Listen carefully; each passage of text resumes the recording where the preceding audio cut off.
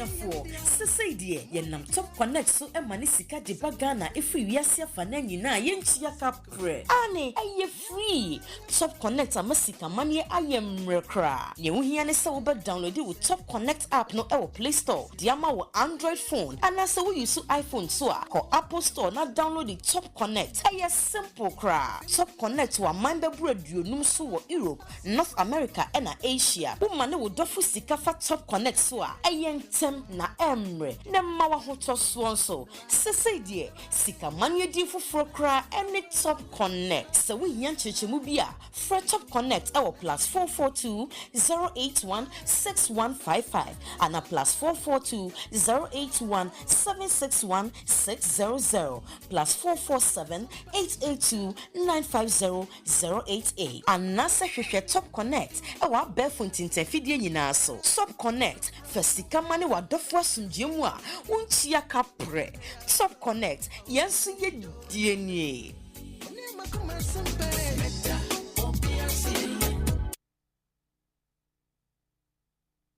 President Nanado, ye frame Matheson, sunyane na mewo. Makwatena awonu Holland, ako Sam infifure. Sika kakra eminya ye no. Me dia ba mia me maimu Ghana. Dia ba beto registered bank, eye JN bank yi. President Nanado, ube TV so be kachire Ghana for se. JN bank anye ne dwuma yi. Ti waje bank ne licenses no. Wo the customers ni sika be mo. 3 years muni mensanka emisika. Sika kakre ka ye no so 550 million. Media kwa to commercial bank. Na me di se commercial bank de me di misika koto ho a e save. President Nanado enam IMF bosiana wo kwa ko boninti. Osimi misika 550 million na odi akwa ko ye adwuma nya interest wo so no. Once the Quran umfa mame. Misika trene no so. Ose umfa mame. Jese 2024. Na sika no interest ketuwa no a menya no. Obema me mu 5%. Menya adwuma wo Ghana. Mintimi so enko Holland se me koye adwuma. Mimfi akọ animu kakra. Kwan ben so na mefa so a me ne meyire ne memba yibedidi. Mr. President. Mesro se me ma se me be street carefully ho. Mia misika makosam infifure enya no. Mesro se obema mensa aka. Obi bia obi tie saa me audio me recording yi bi no. Mesro se mo de beto mo platform so. Ebetimi afa so ma President Nanado nensa aka. We nyamase ni bi etie. Ghana mpanyinfo mesro mo so se mo ne President Nanado be kasa ama me. Medamase. Good morning, President Nana Addo Dankwa Akufo-Addo. I'm paying me bano boko. Midin the ASP retired Franklin Nati. Mesun Ghana ewo police mu 24 plus years. Na me gratuity mensan kano. Milito bond 2 years aka 1 year this year September year 2023 na mi bond no amateur wo adwina wo di ba ye say wakoboka ana wa bugana abofom enti me Brahma bre sika medi to bond no commercial bank no umfa mame we enye am robber ene be chimiji misika o man panyi a ya to abama no se onhwe yeso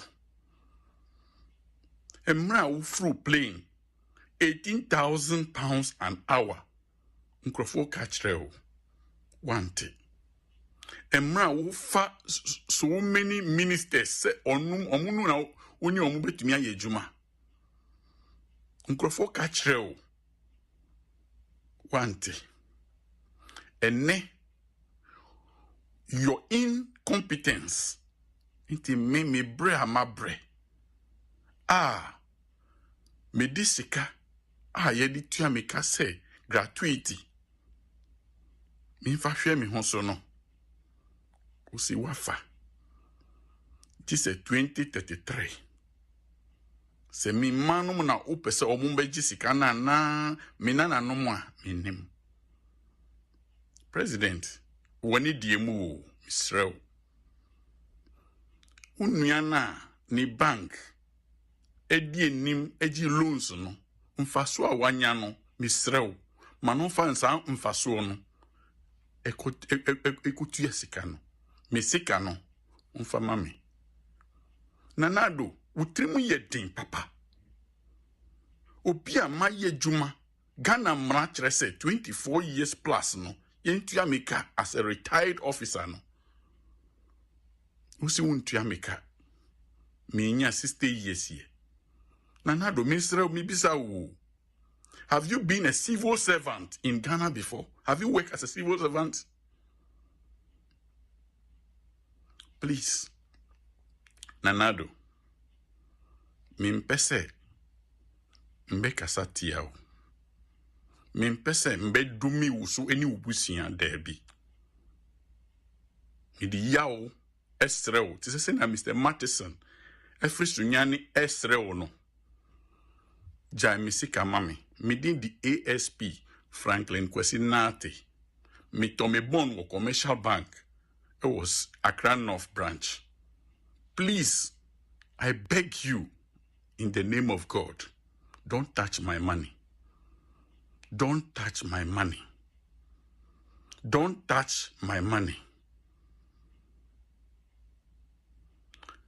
Anybody who receives this, please send it to as many platforms for Nana Adodanko Akufo-Addo to see, to hear, and to see. Or his cousin Ken Oforiatta should hear. Please. Please. Please, Nanado, I'm not supposed to beg you. Because when you were begging that you should be tried, I remember traveling from Kumasi to Koforidua to vote for you 2016, thinking you are bringing something on board. I regretted it. I have regretted all my life. Some friends told me, Anka unya accident or question na uya. Well, Nanado, please, whoever received this message, forward it to as many platforms. Let Nanado hear me and ensure I have my money. Thank you. What's name wacha? Manage 2 years. Says here the fear be 2 years. I want them. What's name? What's name 2 years? We are 2 years account. Says here no. Sir, then someone has a per se. Open single room. Open single room. Says here no put 600. Put 500. Put 700, 800. You're dying. Says here agent for age 100 CDs for viewing fee, and I say 80 Ghana for viewing fee. Just show you the room. Says here if you're a for beard your mother agent for Uchia 9,600 also Uchia agent 900 600 900 and almost 1,000 CDs. Why? Says here you to the end day. Why? Like why? What, like why? Hey, like it's serious. Say, Matsna demo 2 years. I'm paying 8,000. Now I'm supposed to pay 9,600. And you're taking the 2 years. You take 1 year and put. Because you see me 6 months and 1 year. Say there we hear Juma me feara. Uba boa no busumi pay the amount. Say 600 or say 700. You have to eat only small one a pay because a whole month I'm a pay. And see back on one bed. Uma should be yo. Umenhwe bibi ye wo man mu ampanifo mo nka ho asem hwe na youth for ne ye bre na ye kunkum ye anyhow a direct nti ye bedi mponti no ubekoma ye kun bobekoma ye kun nti youth no nti ye bre no munhu a dansem e kun ye adai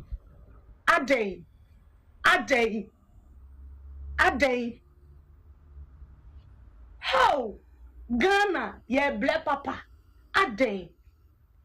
And then fear walking in and catch a very me patron me pedimod, but because of who agents viewing fees or do coach said them or bet you 80 cities and now say 100 cities.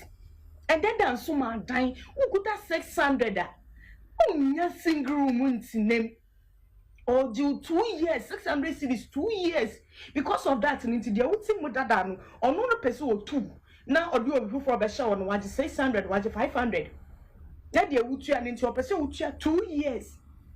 At the moon come she my say youth in the year bread. Ye and ye better a bone, ye are soon to a back. I make your main influence in crop for a cake.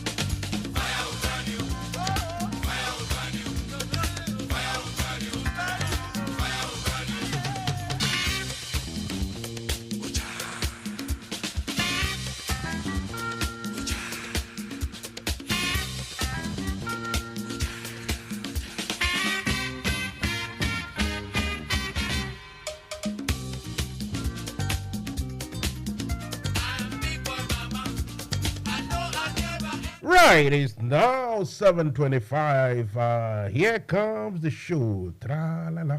Now then, today is another beautiful Wednesday evening, Musa. I am sitting here at the Captain's Bridge. I'm ready to rock and roll. I am driving this ship, and I invite you all to come along. Come and sail away with me. Anyway, so it's another evening of Fire Will Burn You. As I say, this is just metaphoric. Don't allow, never allow fire to become your enemy. Always make fire your servant. Use fire well, and it will serve you nicely. Misuse fire, and you are in trouble. See what I mean? We don't want that. Look after yourselves. Anyway, so Mansa Musa, I am ready to go. What about you? Anyway, today, I read that. Ken Oforiatta, I think he's going with Nana Akufo-Addo. They are going to China, apparently. They are traveling to China to go and beg for debt relief or debt cancellation. Which is a good thing, isn't it? Because no matter what, if they have taken all their the monies and they have chopped it, as we say in the local parlance. And now the Chinese will, either with very heavy heart or ready to help us out so that our leaders have chopped the money, but at least we, the ordinary people, won't be paying it. So if the Chinese are going to be that generous, who am I to say this isn't good? But, a big but. Why am I not impressed? Why am I worried about this arrangement?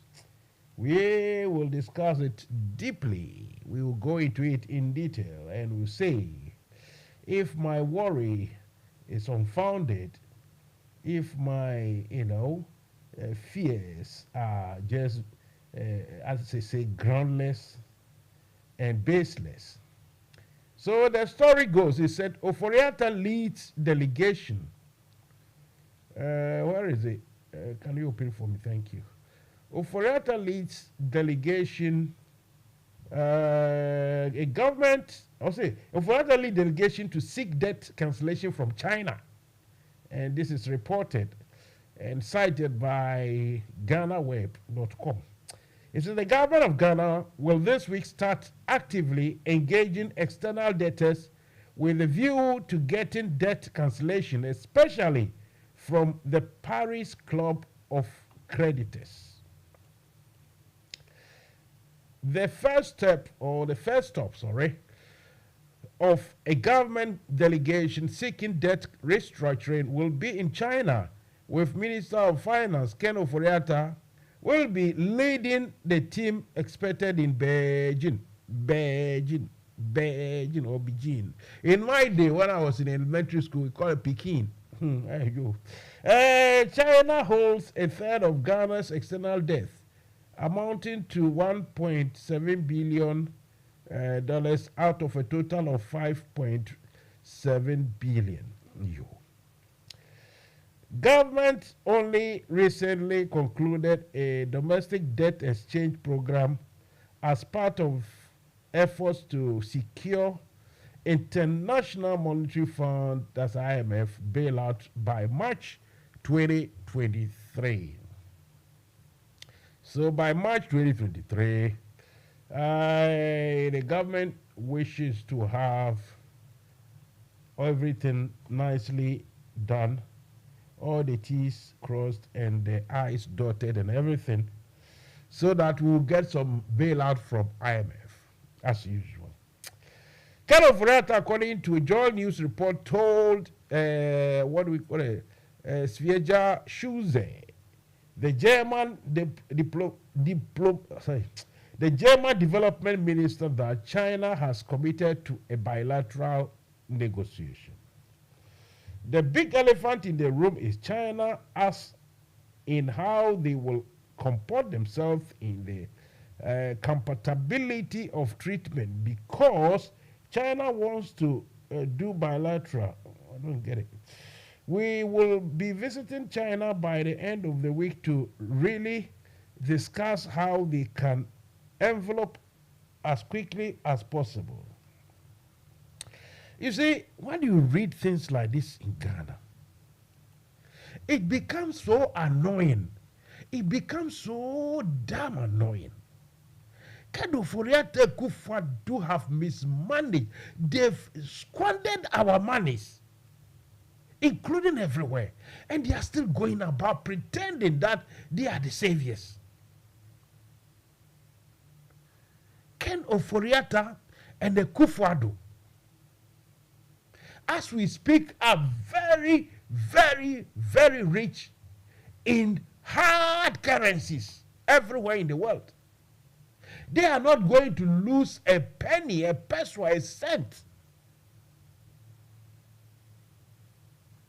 The rest of Ghanaians are to lose their monies big time, whilst Ken Oforiatta and the Kufuor with their family are going to enjoy their booty in the future. And today, they said they are going around Paris Club and other places to seek for debt cancellation. Under normal circumstance, if we Ghanaians are not going to pay the debt any longer, that is fine. But when you think of the fact of the implications of, asking for your debt to be cancelled, the question then arises that this cancellation in return for what? Because obviously, many countries are also, some has mismanaged and they are also owing. So it will only be fair that most countries will go for debt cancellations. And these Western powers or the Eastern powers now, including China, would like to cancel the debt, but in return for what? This is the question. If I was, in Ghana, I will ask Ken Oforiatta, yes, you are going to beg them to cancel the debt. What exactly do you think they are going to ask for in return? Because you can't convince me, you can't tell me that, sometimes you see these Europeans and the Chinese, they are good though. Sometimes, they will just forget about the monies. Let me go for some interlude, one or two of them. We'll come back. This case is huge. NDC nya ewo United Kingdom na Ireland chapter da ma bri so michia na menyu ba bezian abato ho nkomo dem wore enyim na oka kakra na yakoto aba yeze yane mpenyufo a wobohwe party do wo da me chapter ya mezi ho nkomo na menyu ba bezi chairman akwa no ho nkomo da ma bri chairman akwa kampenyufo a wo ejina there to wando abana wombe chairman nemu chairman akwade ojina ho prekope nti mesrawo de to waba na eza ma chairman akwa na wabe chairman bo United Kingdom and Ireland chapter osane there okita nhihye bebre a yame na dom na so be chairman a opede ozuboa awo a eye member bo United Kingdom na Ireland na NDC party ni na da na dom nhihye no mu binyi the establishment of a welfare program. Dem welfare program no mu faso benyi abribiara NDC nyi ehwehwam bo wo sikasama fem bibi kakre bi a ezebototo nzama wa abra ahokyera aba no dem welfare program ebohwe na wo saka bibi kakra ofi £50 zuko £400 na enyesika etume botua eyi chairman akwana adwe na opede ozuboa NDC ibiso nyi de NDC member biara obenya any immigration issue ana mbrem nsemi biara wo bibia otena wo United Kingdom ana Ireland chairman akwa establish mpenyumfo a wobetena ho na wahwe na advice biara oyembra kono na wadi amaw impo se pelo yenyi bi na wejina na waka wasem bi amaw wo United Kingdom ha ana Ireland da mempenyumfi wo mu bi num ye lawyers a wobotum wejine ma amaw na waji bibi kakre bi wa bra wobotum wa abo na wo bibiara so akodo welfare program kuriyara su ya chairman akwa opede ozubobo azi onu so behwe na yenuanum a wo United Kingdom na Ireland nyinara awona woye into event organization photographers awona wo hihye bibia amanfo ye one parties one weddings ni nyina obaka wo nyinara abom dem obeya NDC member biara obenya any event there oye wedding outdooring bibiara no wetu nwa bobo no wa ya ama no wa bra onkotue sika ti dem a okakafo bi wo pado ana enchen bi na wa ba da mad na man chairman akona nimpemfu so bohwe na abribiara any welfare ana any social issue biara oba affect any member biara no obaba obope wechi na bibiara de wodemo ana bibiara de woye na wodebo wo program wa kodo no wetum wa yendam na ahomka wa ba welfare program yi bibia se nyamobo na se chairman akwa obeye chairman wo United Kingdom na Ireland no munsam kakra na me putu hu za achewi odobobaji na woda aboa awo member na woda aboa yen NDC MPyi na pebe nazi munua NDC nya ewo United Kingdom na Ireland to waba former chairman akwa nyamobo na sene sakaze biwo na ono so obegina na wahwede mama ka nyinara odobe yi dwuma na party na akwa nanyim.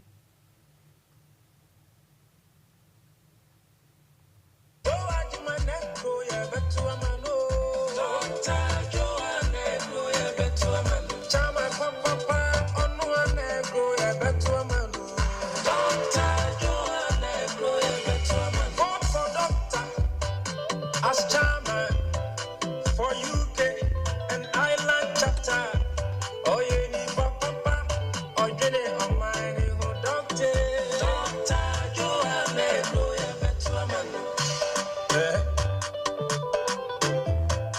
I will vote for doctor. I want to tackle the money who you fair. And tackle about this so the ampo. That's what baby I'm a koya. Dr. Joe Ajimai, you know,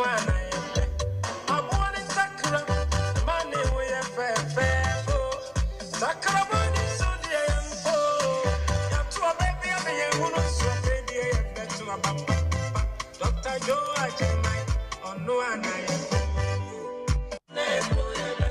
Dr. George must say, on no day of a say, and this equal, you can the island, the beginning of diaspora. I am crab and shetty, Montumanuel. Dr. Joe, but they can't move. I'm a mebu. The campo, this is a papa. But in campo, my man, you're ready.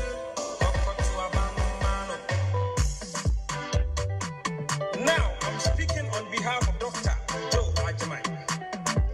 When in my papa, Dr. I could say a person or the boy. Never party no munipa any share. Oh, yeah, on my papa or Guinea home. My own two abanamano. Dr. Joe Ajimai said, Obey me kiss yourself. Party in the Benyan own office. My meetings are doing now. Raise the fund. Sikabotu pie no duro. Say on the bell executive members and departmentals ni nyina. And some are doctor and preachers on the bell one at close. Ni nyina so mo sham na ede. So I will vote for him. Go and vote for him. Dr. Joe Ajimai on one eye.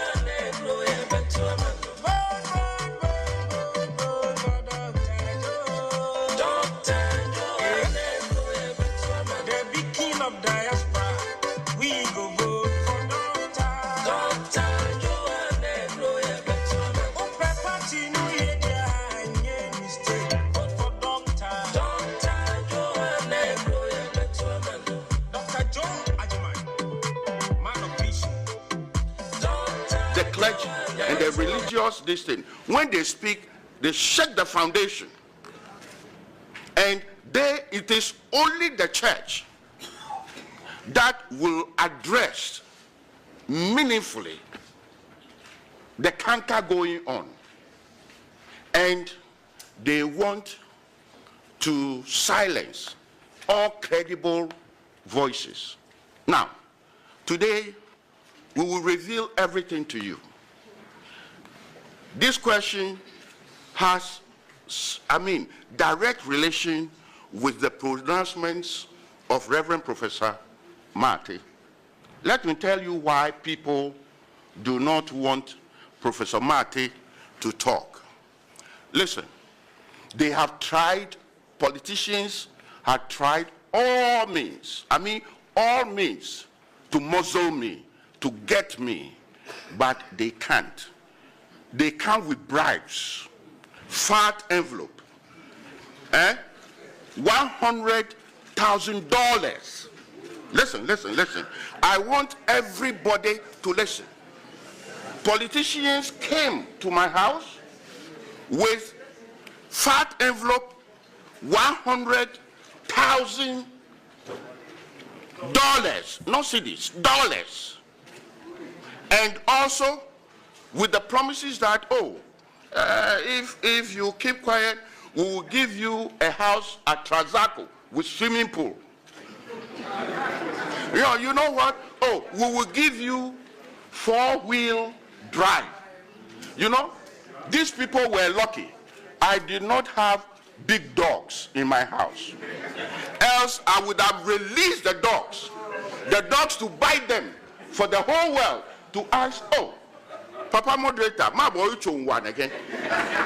Papa Moderator, I then I will tell me now you release the dog. Then I will tell them, ask what they came to do. You know what? They have tried all means to muzzle me. They couldn't, and I tell you they can't. And you know what? I will speak today I will speak tomorrow. You know the tax I pay, Osofo. Sometimes when this thing come and I see the tax that I've paid,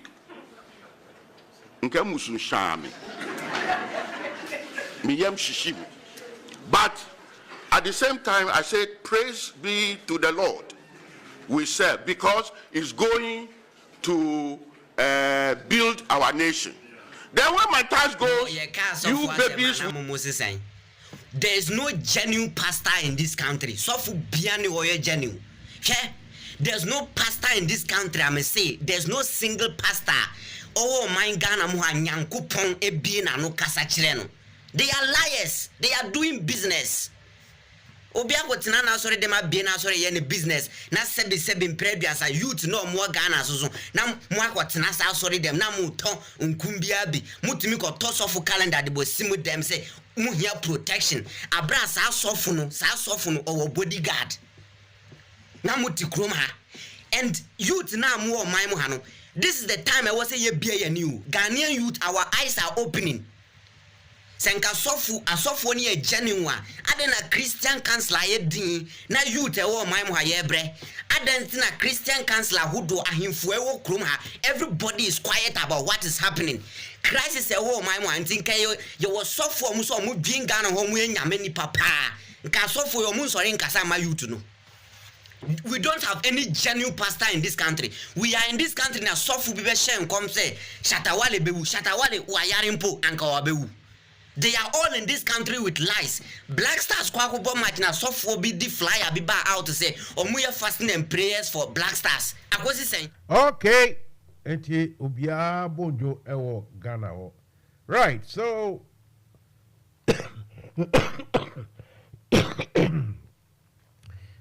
please forgive.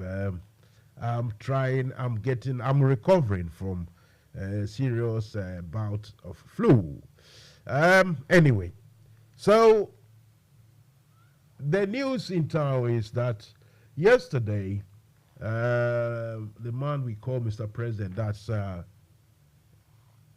JDM, John Dramani Mahama, decided at long last that he has to make a declaration. And so he gathered a lot of people who love him, including the MP. There were all 137 MPs in Parliament. Just decided simply to go visit him and wish him good luck and well and everything.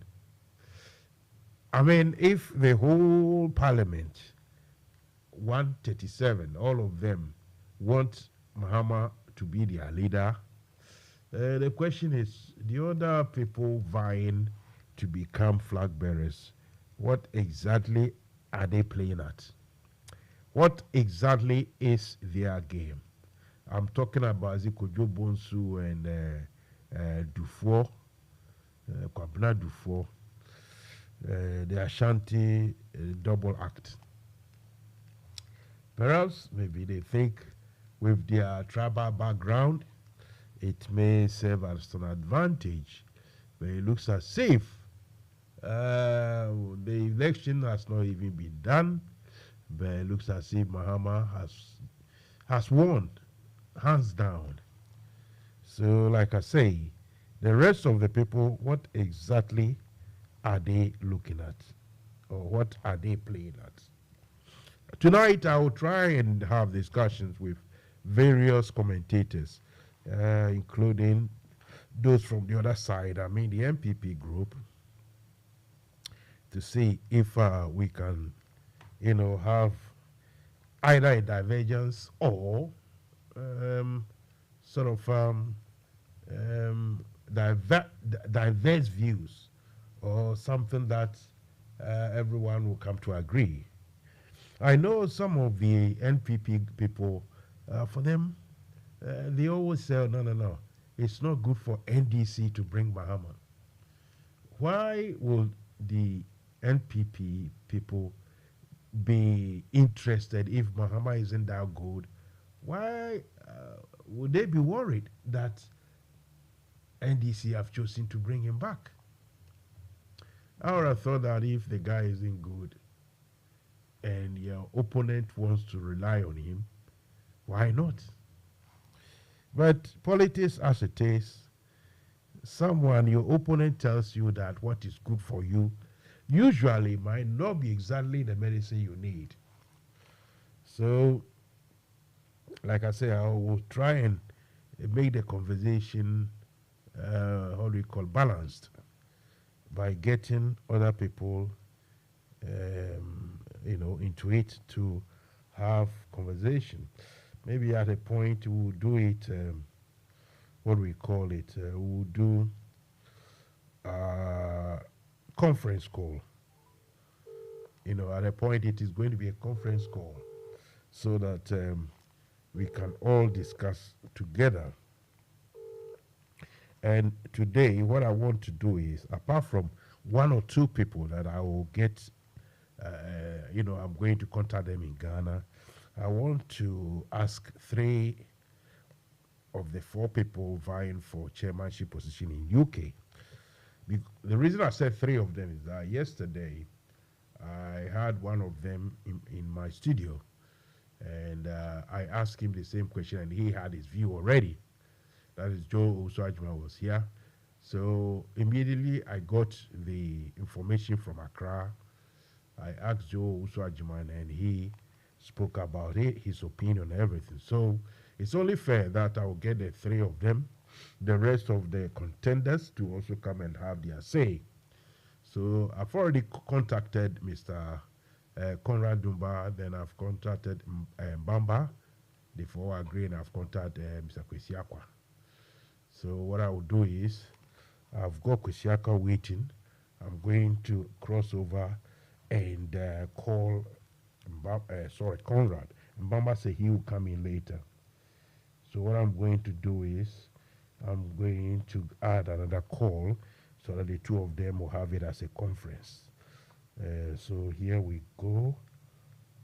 Let's see, add Conrad. Okay, let's see if we can do it this way. You're listening to Mansa Musa and the program. Here we are at NFM Radio, and it is known as Fire Will Burn You, metaphorically, not literally. Right, so at the moment I've got 2 of them on the line. So all what I got to do is find my my connections to the okay, thank you. To get my connection connected, you see, so that we can start conversation as to what is happening with the NDC lover boy, John Dramani Mahama. So, Mr. Kwesiakwa, good evening.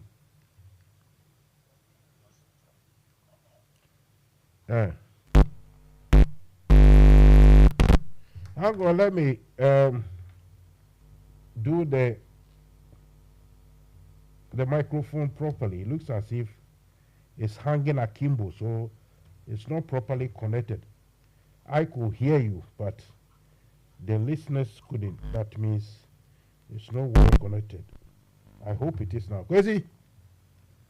Yeah, man. Now it's better. Good evening. Welcome to NFM Radio. Yeah, good evening, and good evening to your cherished listeners as well. Thank you. And good evening. I heard you saying that Conrad is at the other side. Good evening, Chairman Conrad. Oh, good evening, my chairman. How are you? Well, by His grace, my brother, we're doing okay. I hope you're okay as well. We are well. Oh, how is the campaign going? Well, a bit stressed, but we are on.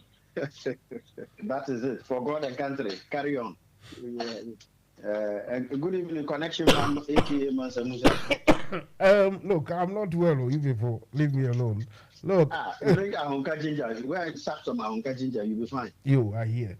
The thing is, when he said, how is the campaign going, I wanted to respond how Ekufuadu way. Campaign, no, attention. campaign not Tonsium. I can't hear my Aquas campaign to No, I'm talking about all the campaigns. All of you, your campaigns are at Tonsium because as we speak, you are going to bring palaver. As we speak, we don't know where we are going anyway. You see? Don't worry. It's preparing us for eternal life. You know, an eternal election for eternal life. So don't worry. I shouldn't worry.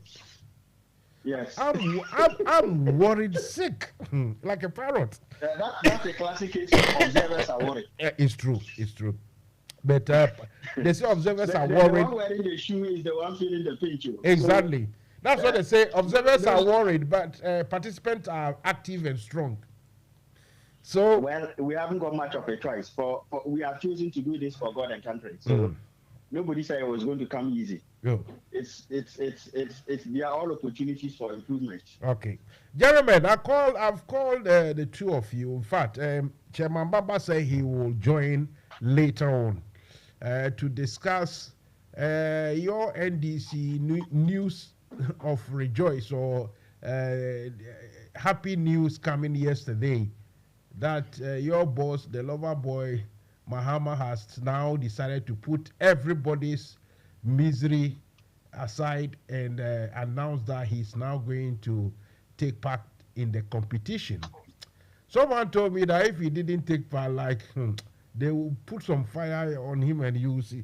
But before we go there, we need to discuss one or two things regarding your elections, obviously, and also another issue which is not part of NDC problem, but a Ghanaian problem is that I'm just reading Kenneth Furiata is leading a delegation to China to beg for debt cancellation.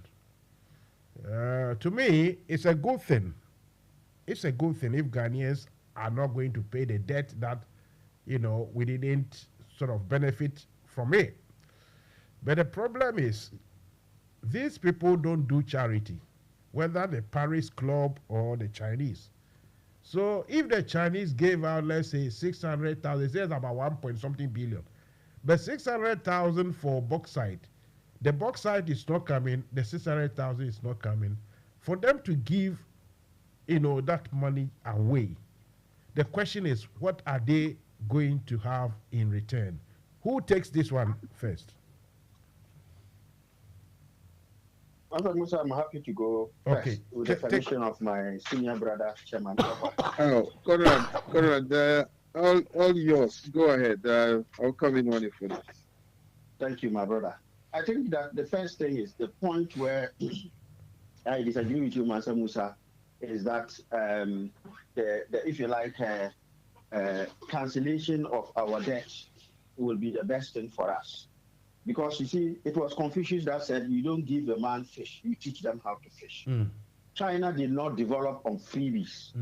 China did not develop unlike the Asian tigers, Taiwan, South Korea, to a certain extent, Singapore and the like, who were deliberately giving technology transfer, capital transfer by the United States to develop in order to strengthen the case for capitalism as against socialism, communism back in the day. China had to take the tough decisions, go through pain of 30 years to develop. There is no easy path to sustainable development. No country that ever developed, take note, no country that ever developed in the history of economic development got it by freebies. Far from it. Again, the other reason I say that, look, actually debt forgiveness has ended up being a very toxic thing for most African countries. Let's go back to the history of HIPC. None of the HIPC countries that got their debt sleeve cleaned up has escaped the risk of debt. It was barely 20 years ago, in 2002, 2004 specifically, that we signed HIPC, right? Today is 2022. 18 years later, we are right back to where they cleaned the slate of our debt right back down. All debt accrued up to independence. They cleaned it right down to barely zero. We have, in that space, we have actually even gone worse. The debt Kufuor inherited is a tiny fraction of the debt that we have today. Because as soon as they clean all that debt, We said debt free. We ran straight to the capital market and started borrowing bonds. Kufuor started with 750 million. Mills didn't borrow anything. President Mahama took about 3.5 billion, but we know what he did with it. This government alone has taken almost $13 billion. And now we are back to square one. And so for me, you see, we shouldn't always be very quick to say we should be giving, the slate should be clean so that we start borrowing all over again. What we should be asking for is the capacity, the expertise to support us, discipline ourselves to live through this and learn the lessons of what we have done, not run away from the ghost of it. And so, see, at this point in time, let me be honest with you. You have a situation where our total budget, 2022, compared to 2023 budget went up by 120 billion Ghana cedis compared to 2021. That's almost $10 billion that was added to it. For what? There's no new dam being built. There's no new big hospital being built. There's no new airport or railway being built. The amount we are asking China to write down, we could get it by simply cutting our code according to our cloth in the budget. There was nothing transformative about 2022 budget apart from consumption, KK parties. 2023 budget is the same.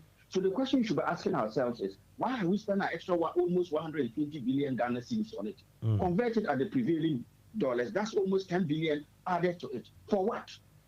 We were not in a COVID year. Funnily enough, the budget for this year is almost double the budget in our COVID year. And so for me, we don't need these debt forgiveness. What we need to do is to sit down and say, it's time to tighten our belts, right? It's time for us to cut our code according to our clause. Why do we have a president who flies around and as if nothing is wrong? We have expenditure that is being spent. We are going to hire a company to pay them billions of Ghana cedis to collect property rates when GRA is there to collect it. And so that debt forgiveness is actually toxic to us. It hasn't given us that discipline to take the hard decisions that need to be taken. Why do you go and ask them to cancel 87 billion when you are spending an extra 120 billion for no tangible benefit? That is actually going to make Oforiatta worse. Trust me, as soon as they do that, Oforiatta will be back and you will see him borrowing more. And so I completely do not agree with that. For the sake of our country, for the sake of discipline, we should start from home and cut our budget. And I don't believe the Chinese will even give us anything free, like you rightly said. Because the people who pay tax in China, why should they give their money to us for free? And it's not like we can, if we were in a dire state where we could not afford to cut. In other words, you have key welfare programs that cannot be cut. I will understand. You are looking at frivolous expenditure. MPs, people in Article 7, 71 holders loaded into the presidency. You are looking at all of them getting V8s and saloon cars, free fuel, and they tell us they have done us a favor by cutting their fuel coupons by 50%. Why shouldn't it even be zero? So we have to have financial discipline as a country. What we call fiscal discipline, fiscal prudence. That is the only way out of it. If you have a leaking basket the size we have in Ghana, if you like, you can put $1 trillion in and $1 trillion will disappear in smoke.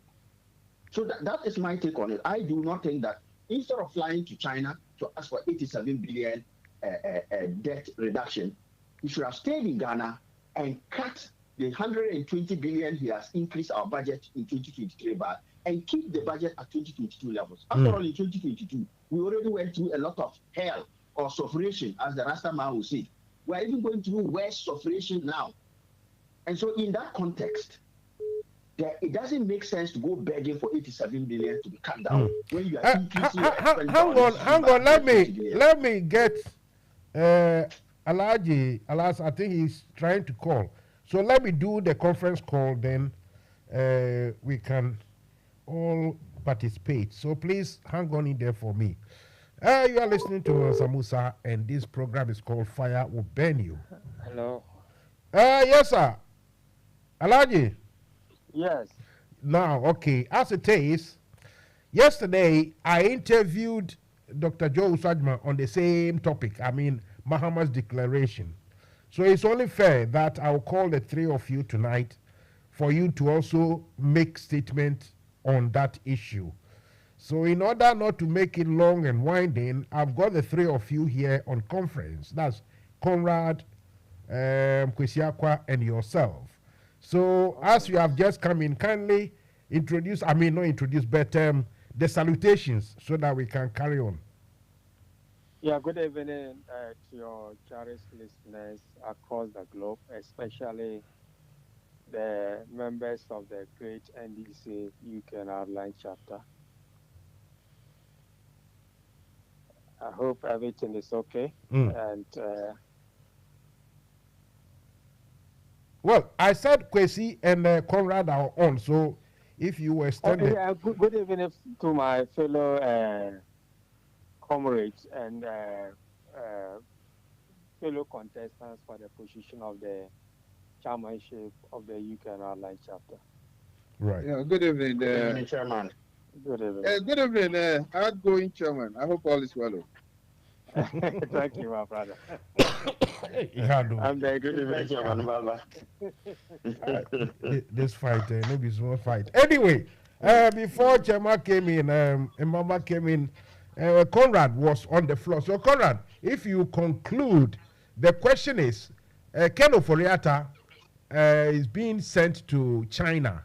I need to repeat so that Alaji Alasan will also know what we are talking about now. He's being sent to China to go and beg for debt cancellation. And I'm asking each and every one of you to have an opinion, or what do you think? That is where we are. So, Conrad, finish your statements, please. Yes, okay. So I think that the point I was trying to make is this. If we have a situation where we have a government that has decided that the best thing for them to do is to increase our total, if you like, budgetary expenditure over the prior year by 51%. To be specific, 2022, our total budgeted expenditure was 137 billion. 2023, it is budgeted to be at 275 billion. So let me correct the figures I gave previously. We have a whopping 70 billion increase in our budget. And as I said, there is nothing transformational in 2023 budget over 2022.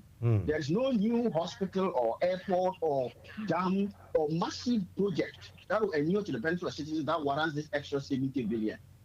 Now, let's come to our total external debt. Our total external debt is about $5.7 billion. Now, the amount that China itself owes, that we owe to China, right, in respect of our debts, if I may say so, at this present point in time, is barely 1.7 billion. So even if you take the total debt that we have at 5.7, and then you multiply it by, say, let's assume that 12 is the current rate. It's about 12.5, the dollar. You are getting about 60 billion. So we owe roughly about 60 billion there. And we have increased our budget by 70 billion, right? And we are going around to beg for debt forgiveness of 60 billion. We didn't even need to go out of debt. We could simply have frozen the expenditure of 2023 at 2022 levels of 135 billion. And straight away, that extra 70 billion would have been more than enough to cater for this external borrowing we are looking at. And so the point I'm making is this has to be common sense, a fiscal policy of common sense, financial management policy of common sense, where you cut your coat according to your cloth. Only 2 days ago, last Friday, we failed to make payment for coupons on one of our bonds, our Euro bonds. Only $40 million, $40 million, not a lot of money for a country like Ghana. We failed to make that payment. Meanwhile, we are going to be spending another huge amount of money on expenditure nobody knows about. So I don't support this trip that he's making to China to beg for debt cancellation when he could solve that problem in Ghana by cutting our coat according to the cloth. All the pain these pensioners are going through, all the pain these haircuts are going through, if you add the total, we didn't need to do it if we had cut our budgetary expenditure. What we needed was a budget that was contractional. In other words, a budget that was rolling back government expenditure and reducing how much government spends on cars. Importing of new cars, we are spending 60 million Ghana cedis $1 million to import new cars when we are in this kind of problem. And then you fly to China to tell them to forgive your debt. So I think that it doesn't send a signal of a government that is really serious. We must first cut. Once we have cut to a point where there's no further scope for cutting, then we can go begging for debt forgiveness. You don't go begging for debt forgiveness when you are eating caviar in your house. It doesn't make financial sense, to be honest. Okay, thank you very much indeed. If you just tune in, the main reason I've got these three gentlemen here tonight is for us to discuss Mahama's declaration, to use the cricket analogy. If the cricket, they say they have declared, that means yes, they know they've got big score, so it's your turn. So Mahama has declared, and the rest of the standing, the people, well, it's up to them to come and challenge. So that is what I call them to come and discuss. But other developments like Kufuor and every day there is something to talk about in Ghana. I want them to give me their opinions. After all, they want to become leaders, and they should have ideas and opinions about so many issues. That's why we are talking about Kenneth Furata's impending trip to China to go and beg for debt cancellation. Anyway, those of you calling, if you want to call the studio number. Don't call my private number. I can't take it. Anyway, so now let me go to Kwesi. Kwesi, the same question comes to you. I mean, like I said, for me, even though it's painful that these people have chopped the money, but if the Chinese and the Paris Club, they will cancel our debt without any consequence, without them asking for anything in return, then that is a good idea, isn't it? Anyway, take it away. No, thank you so much, Mansa Musa. Mansa Musa, you see, there's a bit of feedback on your radio. I don't know where it's coming from. Is it? Yeah, there's a bit of whether somebody's radio is. I think someone is either using hands free because everything here is cancelled, or should I say, is everything here. Okay. Yeah, okay. Thank you so much, Mansa Musa. Mansa Musa, look, New Patriotic Party and the Kufuor, they have really failed the state called Ghana. When it took over from John Dramani Mahama, the total debt from Kwame Nkrumah to Nana Akufo-Addo was 120 billion. Now, as we speak, Mansa Musa, the debt is ballooned to 600 billion. You see, the question that Ghana is asking, the state is asking is, what have they used all those money for? Musa, when you owe somebody or you own a country and you go to beg, there are two things here. You are going to ask for debt cancellation. On what ground are you going to ask for debt cancellation? If you go and ask for debt relief, they will understand that, look, okay, we will give you some debt relief. In this case, we will wait a certain point in time. But look, China, like other comments said, it took pains for China to reorganize the economy to where they are. So even if they go and they are considered debt cancellation, when they get opportunity to go in again to take money from the market, what are they going to use the money for? Musa, one thing we need to ask Nana Akufo-Addo and MPP is that, look, they should be open with the transparency of the economy. What have they used so far? That colossal billions of cedis that they borrowed, the bond market, and all those places. Is it that all the money is used for only consumption? You see, like you play before you call us to come and speak to you, you pay one natty, and he was begging that his, how do you call it, his money that he took from what do you call retirement. Now they want to take it from him. Why? Musa, it is because these people have mismanaged the economy. Now, even if they go and they ask for debt cancellation, and China give them debt cancellation, they come back. Where are they going to get the money to manage the economy? Musa, you see, what we are dealing with Ghana as we speak, we are broke. That is the situation we find ourselves. So as we speak, The question we want to ask Nana Akufo-Addo is that all those colossal close to 400 billion that we have borrowed as a state, where has the money gone to? They should tell us. It makes sense to tell everybody that, look, the money, maybe this percentage has gone to a consumption, emolument, and other things. This has gone to infrastructure, so that whoever takes over, or when they say, okay, this is the amount of money which we have used for investment, and this we have used for consumption. So whoever takes over the country will know that, look, we have to be very prudent with our expenditure. When Nana Akufo-Addo took over the governance, they warned him. The amount of ministers you appointed is too huge. Cut it down. This man didn't listen. They went on with the expenditure. What investment at all can they point that, look, like John Dramani Mahama and the NDC said that, look, we invested in Atuabo because Atuabo is a project that is going to bring us money. Where have they invested the money in? Those are the basic things we need to know. You see, since IMF came in to take over from this government, they have realized that, Musa, there's no proper structure in our physical space in terms of how we manage the economy. And all what we are interested in is that let's cut the cities. And when the cities come into the economy, you know what is happening? They collect the cities and they go and buy dollar with. Now, as we speak, manufacturing systems are not working. Just to make sure they produce a bit of a product that we can export. The cocoa industry is down, Mansumsa. The roads that John Dramani Mahama was fixing to make sure that we can get the cocoa and send away to get the dollar to come and show the foreign exchange, it is not there.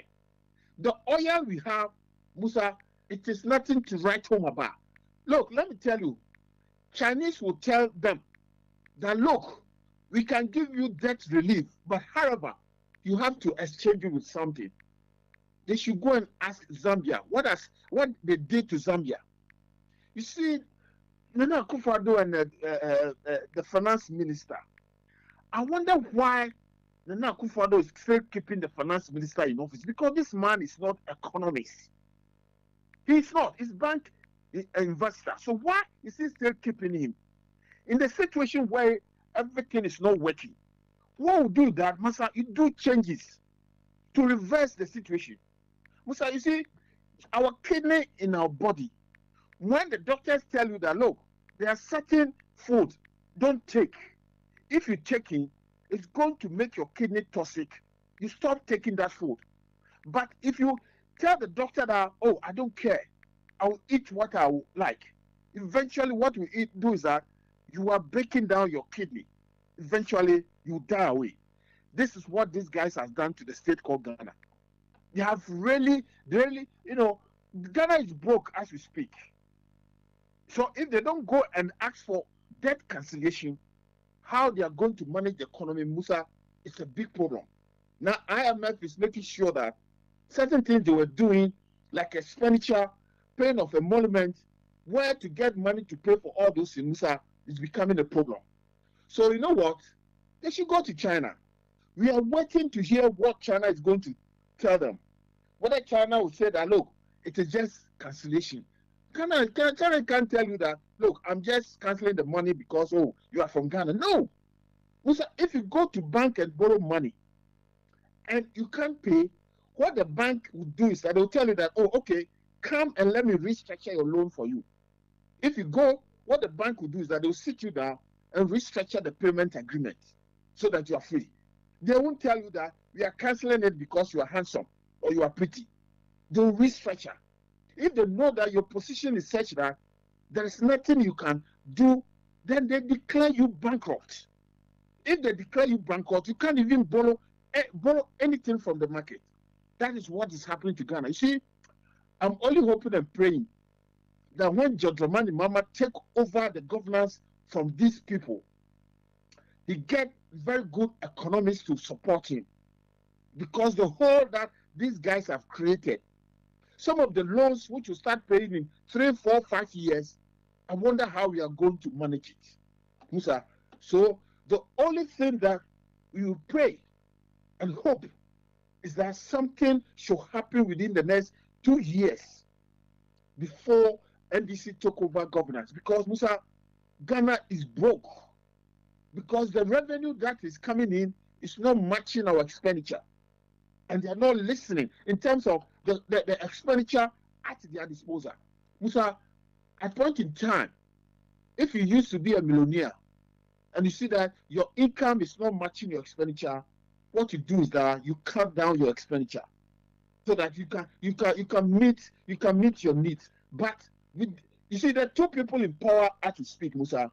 The only thing we want to beg Ghanaians is that there's no need for them to continue to be in office. We need to replace them. We need to refresh the team so that the team will see the amount of problems they have created, then we find a fresh solution. They're going to ask for cancellation. You see, Nana Akufo-Addo and Bawumia, they left with only one solid, as for 2024, it's election year. They left with only 1 year in office. That 1 year is what they want to do. What can they do with 1 year? When Joseph Mama came and he was building hospitals, he was building roads, he was building the cocoa roads with the state money. They came in, they reversed everything. And now, this is where they are now. Musa, we want, now where we are now, Ghanaians, we beg you, more sense, this MPP and Nana Akufo-Addo and Oforiatta, there's no need for them staying in office no longer than 2 years. Enough. Even Bawumia is worse. As for Bawumia, Timothy Bawumia, I don't want to hear of him at all. He's worst of all of them. So Musa, Ghanaians, we beg you. It is time that we tell MPP thank you.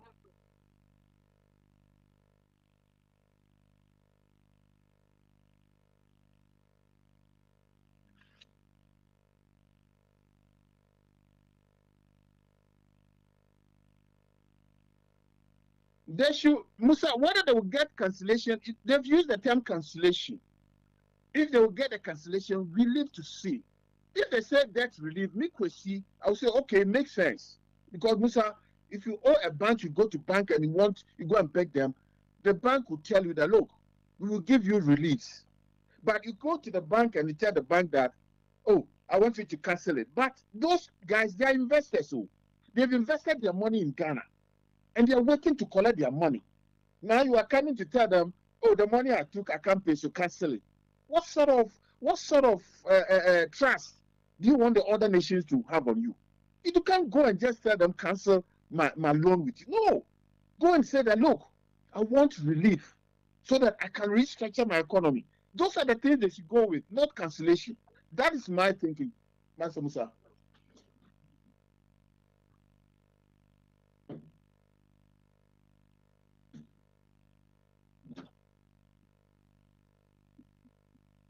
That you are not in favor at all. Comrade Bamba. Yeah, okay, thank you. And I think my brother Conrad and brother Kusiakwa, they have touched on the Ghana debt situation. But with regards to the proposed visit to the China by the, I don't know how to describe him, the mismanager of our economy.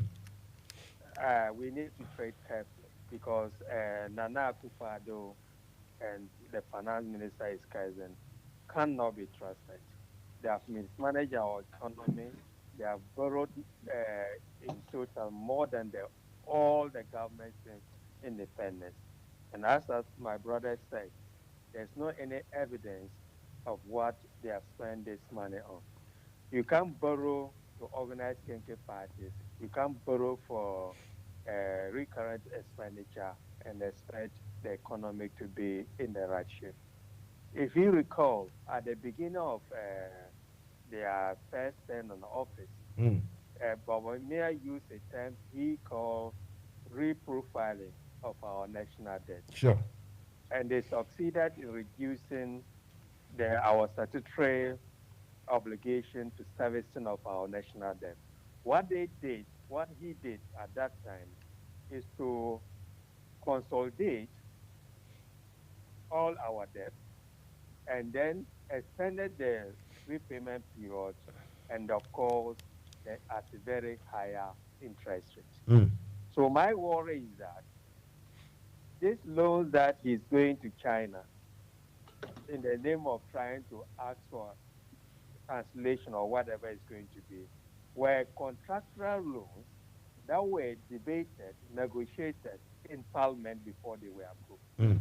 Is Parliament going to have oversight on whatever discussion is going to have with the Chinese government? That is my worry. Because if we are not careful, they are going to go on, like Kosiako said, they are not charities. China today is more capitalist than even the Western countries. There is just named that it's a socialist country. They don't invest their currency in a country for nothing. They want to reap profit out of whatever investment or loans they are given to developing countries. You mentioned Zambia, the problem they are going through. So if there's no anybody to exercise some oversight responsibility, we are going to end up by more debt. What do I mean by that? They will say, okay, we are going to defer the payment. And that's what they're trying to do to our bond holders in Ghana. They can put that proposal to the Chinese government. Okay, you are supposed to pay it this year, but don't pay it. We'll give you 5 years to pay, but you pay it at a higher interest rate. It is immoral to burden generation yet to be born with the national debt that we are currently experiencing. A government that claims Ghana beyond age today is now going around begging. Why are we in this? If all these monies that they were borrowing, if there were proper feasibility studies, and the one district, whatever they claim they were doing, were implemented to the letter, by now we would have been having a practice producing goods and services, and will be exporting it. But they were playing lip service to the industrialization policies that they were doing. Now they are not talking about one district, one factory. It's a fiasco. So they can cancel. But if they cancel and they don't put measures in place to prevent it from going back to where we are now, what is going to happen? Look, we need homegrown solutions. Once in a while, country goes through economic crisis. We had our share when John Mahama was in charge. Or is it Milston? The safe approach is what they should have done. They should have engaged whole national conversation of all the major stakeholders, especially the NDC party. That would have sat around the table and say what solutions we can come out with as a country. If that fails, that we can reach out to our external partners. Sure. So for me, it's another trip which will only cause another expenditure to the nation. And if we are not careful, nothing will come out of it. But for argument's sake, I will borrow a Champon's philosophy. If indeed it's going to be cancelled without any negative repercussion on our economy, why not? But I doubt. There will always be penalty for such cancellation. So that's my take on that. So fingers crossed. I will urge our new majority leader to force to put eyes on it. Whatever the finance minister is going to come back with, since the loans were approved by Parliament, most of them, if there's going to be any relief or any cancellation or restructuring, whatever they may term it, they should reverse to Parliament so that they will scrutinize the bill very well before Ghana government putting any signature to that, or otherwise we'll be going into serious crisis. Thank you very much. Thank you. I mean, indeed, this is a serious problem because no one can, childishly or naively suggest that it will be cancelled at zero consequence at all, because we know that the Chinese have spent billions across the African countries, and some few countries have defaulted in repayment of those debts. So what the Chinese did was to, capitalize those, industries or those infrastructure, be it a railway station or whatever it is. They've taken over, maybe going to run it for the next 10, 15, 20 years to at least clear the debt. Here is the case. We have somebody's thing is still making noise. But anyway, here is the case. We have, what do we call it? Akufo-Addo and his people went to ask for $1 billion or so for Sino hydro projects. And apparently they were given 600,000. So if those projects have not even been done, the aluminium is not dug from the ground and everything, what are the Chinese going to capitalize on to recover their monies?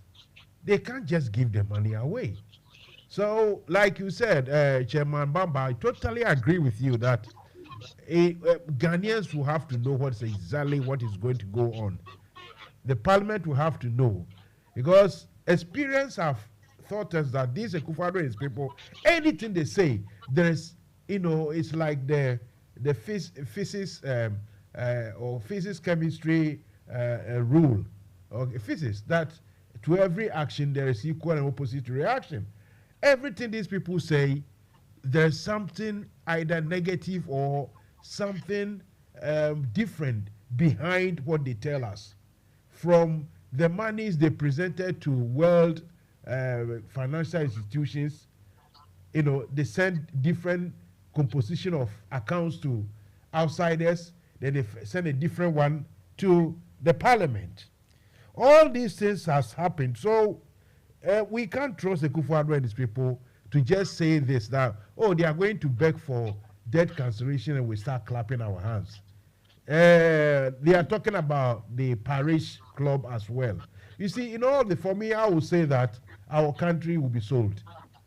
If we hear that, some debt cancellations has happened, it means something secretively has been arranged behind our backs. Our country will be sold. You are listening to Mansa Musa. The program is Fire Will Burn You. Tonight I have my guests on telephones.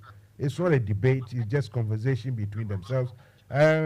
Chairman, the current chairman of NDC UK Ireland chapter, Alhaji Alassane Bamba. We have contestant number 1 or number 2 or number 3, Conrad Dumba, and contestant number 3, number 4, number 1, number 2, Mr. Kwesiakwa. I've extended my invitation to Dr. Joe Ajman to join, because this particular discussion we didn't have yesterday. If he joins, fine. Anyway, so now let's come back home. Mansa Musa, yes, quick one. Go on. I know, just to come off. Go on, yeah. What my brother Chairman Baba said. Yeah. I know my brother mentioned, made reference to Achampong's Yentua. I know he probably doesn't mean that we will go down that route, because that route has got dangerous consequences. Sure. When the last time Argentina decided to do that, of course, what it will mean is that all your creditors across the world would simply sell it to vulture funds, sell your debt to vulture funds. And anytime any asset in Ghana makes its way out of Ghana, they will impound it, and it will have dire consequences on our credit rating, our ability to borrow into the future. And one way or the other, we will pay it back. It's almost like when an individual decides that you owe Vodafone or some other phone company, you will not pay. They will simply go and put a CCJ on your file. Subsequently, you go for any contract. Maybe you should have paid £10. They will now charge you £15 and all that stuff. But I think that Chairman Baba and all of us agree that the policy of the NDC in 2020 elections is the same policy we're going to use. In terms of this particular debt, as President Mahama said, there will be a comprehensive debt audit so that we can see every single debt that was taken. Where did it land in Ghana? What project was it used for, or what expenditure line was it used for? Because there's a massive suspicion that a lot of the debt that was taken by Ghana did not even hit the shores of Ghana. A lot of it was diverted into private companies, especially Iforiate's data bank and allied companies. And so we need to do a thorough debt audit to establish, number one, whether all the debt that is on our books is actually debt we obtained. So, for example, that 2.25 billion Franklin Templeton loan that was taken, shrouded under secrecy. We don't know whether Franklin Templeton, who is Uriate's business partner, whether he ever paid the money into government of Ghana coffers at the Bank of Ghana. Nobody knows that. And so we need to thoroughly audit all the debt as a starting point. And if we find any portion that did not hit our account, then whoever gave that debt, we can simply take them to court to say you should have put it in government of Ghana accounts. If you didn't put it in government of Ghana accounts and you put it in Oforiate's account or somebody else's account, then technically we have no obligation in that context. I think that would probably be a better way, and I suspect that's what we, the NDC, want to do. Not just that, wherever the debt has hit, once we do a debt audit, we see who spent it, whether it was spent legitimately or not. And heads must roll for this massive indebtedness. Heads must roll for the reckless borrowing that has landed us in this unprecedented mess. I think that just to provide clarity, I believe, and my brother chairman can correct me if I'm wrong, but I believe that this is what he meant. I don't think that the NDC were advocating going back to Achampon's Obviously, I think he can do the rebuttal. But if I got him right, I think what he was referring to is that if like the Achampon case, and you're fine, but he himself reiterated that look, it is not possible that they will just leave us like that. Surely we are going to solve it. That's how I understood him anyway. Chama Baba, you want to clarify? Yeah, Chama Baba, you want to clarify? Yeah. I mean, what I meant by that, of course, if you go HIPIC, that means you are indirectly saying you can't pay your debt. Yes. So I'm not referring to what Achampon said. This day and age, you can't do that and get away. That was a military government. Yes. He wasn't party to most of international convention. And even in his case, I don't think our debts were cancelled. He was just saying, Achampon was a bit funny with some of those. It was just big time politics. So what I'm trying to say, like there was a joke that when they were talking there about rain dry, they say, "I'm not going." Yes, me and Yami. Like that. But I know we can't just sit down and say we are not going to pay our debt. But if we are going to them saying we want debt cancellation, we are directly telling them we are not in a position to pay it. And if they will accept it to cancel it without any penalty, which we all doubt, why not? Then we'll cancel and start afresh again. But it's not going to happen. There will be consequences. Okay. But even if they don't impose immediate penalty on us, another person sitting outside our country say, this country, their track record is not good. I'm not going to loan them any money again. So it's good we try to come out with homegrown solutions through national conversation to make sure that we settle our national, international, or whatever national debts. Okay, thank you. You can join the conversation 0208 123 5911 or 07876 251 261. You can join the conversation and tell us what you think. Kwesi, one or two words before we move on. Yes, thank you so much for the opportunity. Let me add something to what my colleague has said. You see, I listened to Atongo during the debate on some of these Oforiate's abysmal performance. Musa, as a governance, the question he was asking is, so the cabinets of the states, were they not asking something like expenditure analysis or expenditure policy analysis on a yearly basis from the finance minister in terms of where the Ghana expenses are going? Because Musa, in every government, every state, you make sure that your income and expenditure analysis is so much that when there's a difficulty in certain areas, you try and reduce where the problem is. Where there is a tax fall, where you think, look, there's a need to do something about it, you do something about it. Musa, this government, they have received a massive revenue income more than any other government. This government, they have received a massive loan than any other government. So the question we keep asking is, they should tell us one major infrastructure that they have invested the state money on. Because Nana Akufo-Addo and Oforiata, The state called Ghana doesn't belong to them. They are only serving for 4 years, 8 years, and they will move on. Whoever take over from them, they want to know where the state is and where we can move the state on. Now the question is that when they are in office and they are spending these huge sums of money on the state, where were the analysis being performed? What sort of investment, capex, that they invested in the economy? Musa, if you go to Malaysia, I mentioned this before. If you go to Malaysia as we speak, the government is investing between 80 to 100 billion in the business infrastructure. They are pouring concrete on the ground and set a business hub. So businessmen come and they make business, they pay taxes and everything to government to grow the economy. This government, Nana Akufo-Addo MPP, apart from toilet infrastructure, what iconic infrastructure have they put in place, Masumusa? Secondly, it's one of the huge investments John Dramani Mahama was bringing to the country. Like how Kwame Nkrumah did Tema. Secondly, was almost similar pilot project. Because NPP know very well, when they continue the Segleme project, it will become like Tema project. So they say, no, we are not going to allow it. And they have allowed our money to go waste.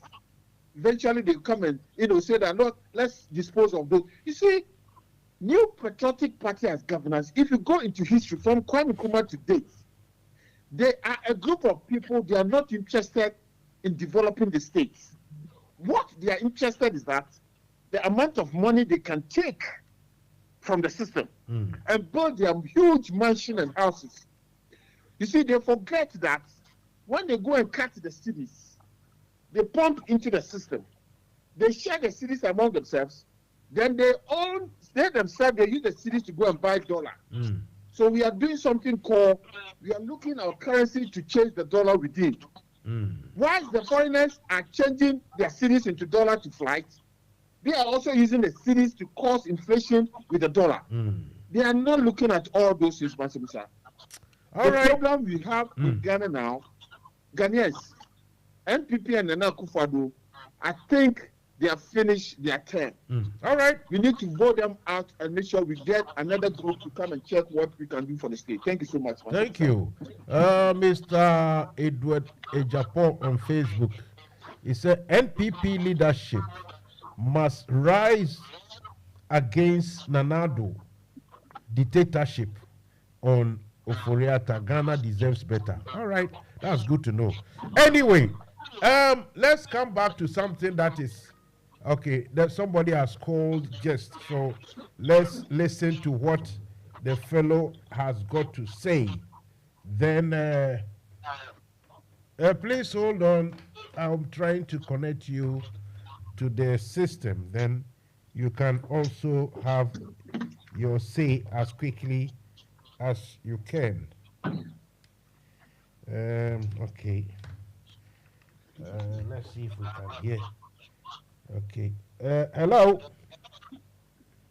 Good evening. This is Dr. Ambrose. Oh. Good evening to all those on the line. Conrad, Kwesi, and Mamba. Chairman Baba, good evening, and my brother Conrad and Kwesi. Good evening to you all. Good evening, Doc. Good evening, Doc. Ambrose. Yeah, so, can you hear me today? Yeah, I can hear you. Kwesi and the rest, can you hear him? Yeah, but a bit faint. Okay, let me remove the... Yeah. I've heard all their contributions, but what I would say is Ghanaians must think fast. You know the reason why I'm saying that this government cannot protect all what they are attempting to do is to defer debt payment until they need power, so that the next government is going to suffer. That is all what they seek to do. Even the issue about the China canceling loan or whatever, mark it on the wall. At the end of it all, they will come back to tell Ghanaians that they did not cancel the debt.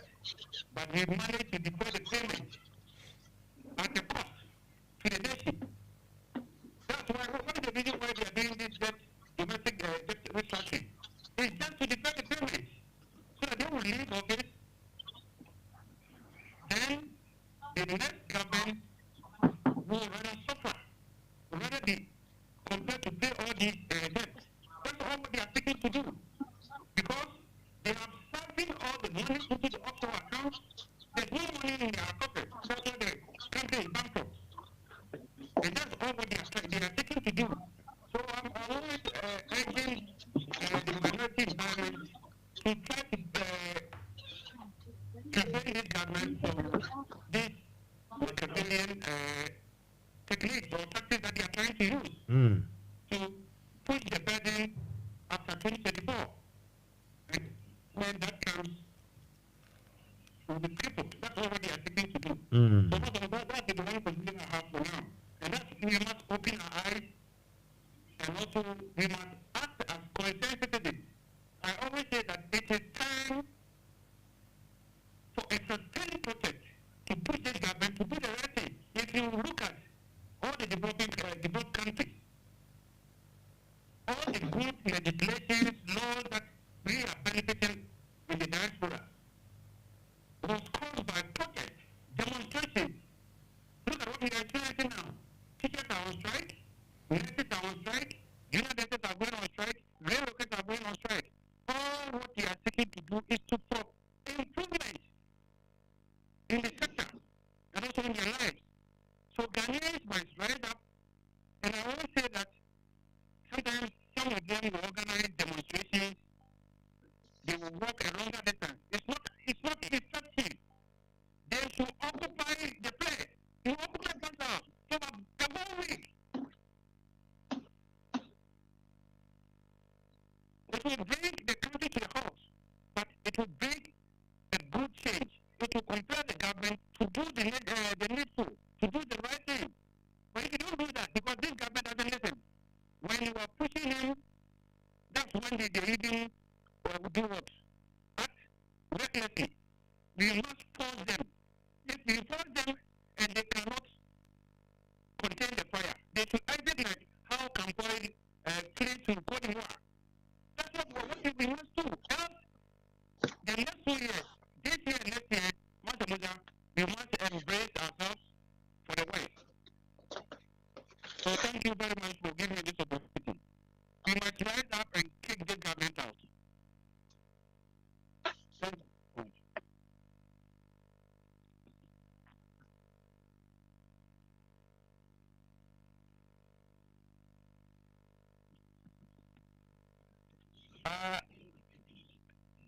What are you referring to me? I was happy this morning when I heard that they have picked the Mohammed's nomination form. It is in the right direction. And no one is also preventing any other person or candidate or aspirant to also fire. But you know what? There are, in politics, if you don't go beyond a certain point, you don't know why some people decide to contest. Even when they feel that they are going to lose the election. Because some of them want to play a role. For instance, if the others who intend to contest, after the Congress, if they lose, the party grassroots will call on President Mahama to reach out to them. Once he reach out to them, they will have a role to play in the next government. That will be formed by Mahama government. So that's the intent. Perfectly. For instance, if you have somebody who is contesting in a central region, especially in Kumasi area, within Kumasi entry, automatically you feel that they are going to lose.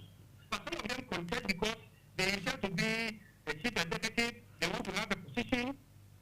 So everyone is aim or their aim of contesting. So no one is preventing anybody from contesting. Oh, okay. We should all give them the opportunity to contest. But I can promise that JM is going to win not less than 85%. Are you? Okay. Okay then. Listen, Ambrose, thank you very much. Let me go to my guest to continue with the conversation. Thank you. Right. If you also want to have your say, you can call the studio number, please. 2 studio numbers. Call them. Don't call my private number. Few people have tried. I couldn't, I had to cancel their calls. Anyway, so now I want to ask something closer to home, and that is the Mahama declaration, which Ambrose has already he has started or set the pace for us. And this one, let me ask Chairman Baba first. Chairman, you heard the news, and how did you hear the news, and how happy or sad are you?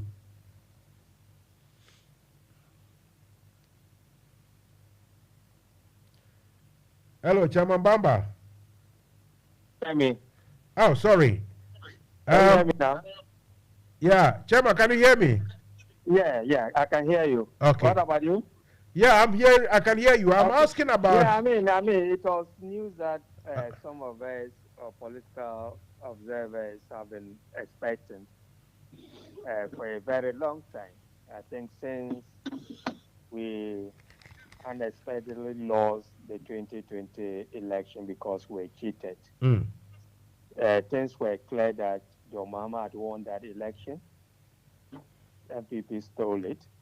So the only way we can do to make sure that the verdict, what the Ghanaians voted for, is to give him another chance. For me, it didn't come to me as a surprise at all. And Master Musa, I know you were at our encounter with him when he visited UK recently and met with the members of the chapter. That was on the 28th of last month, January.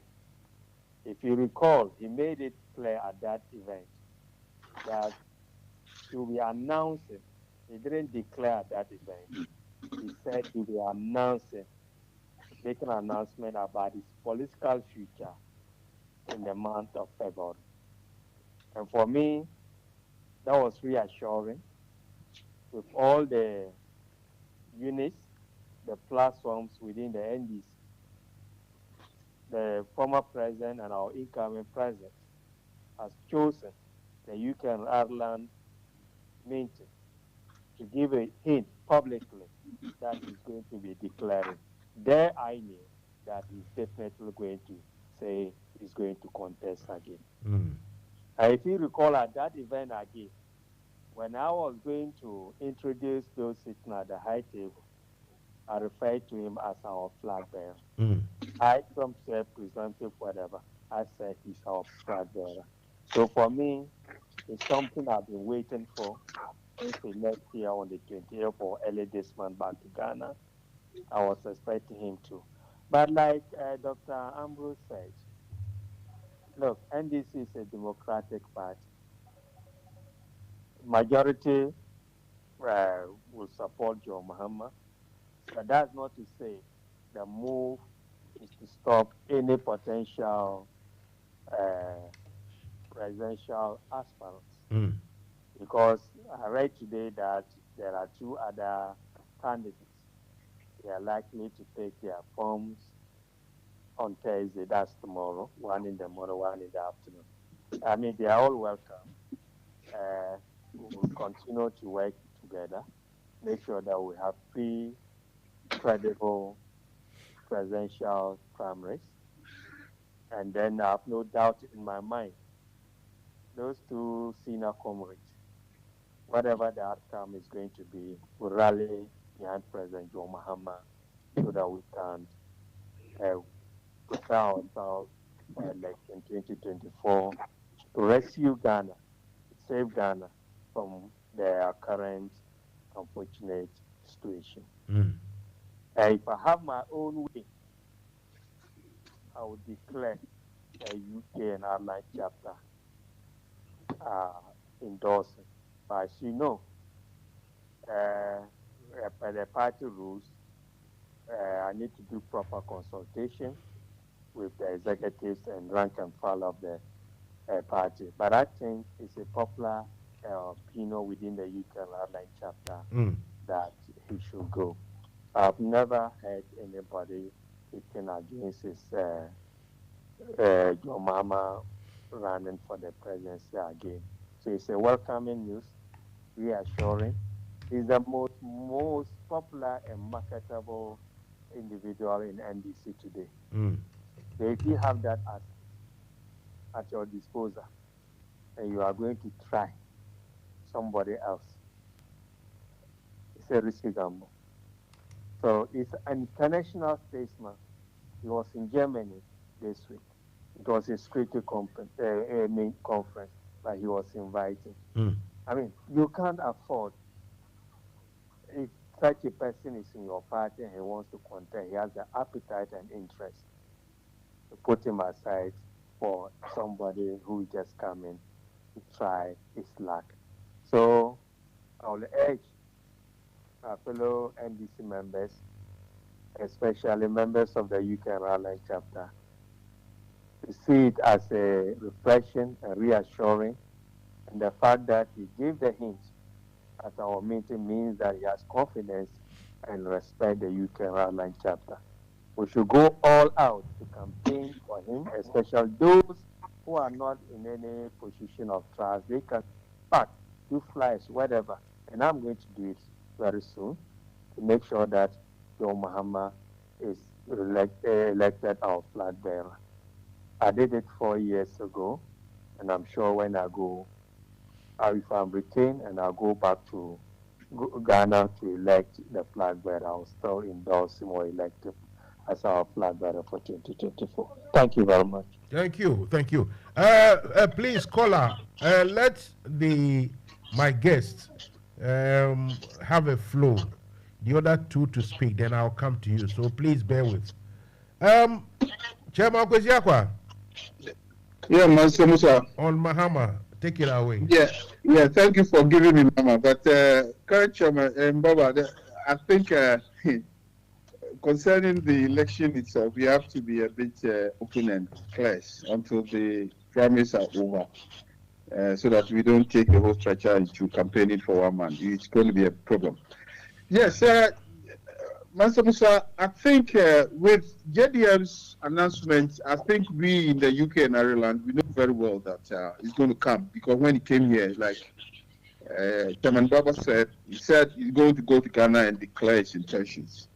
And some of us, we are happy that he has decided to come again and to contest. The party structures say that for now, we don't have flag bearer until the process is over.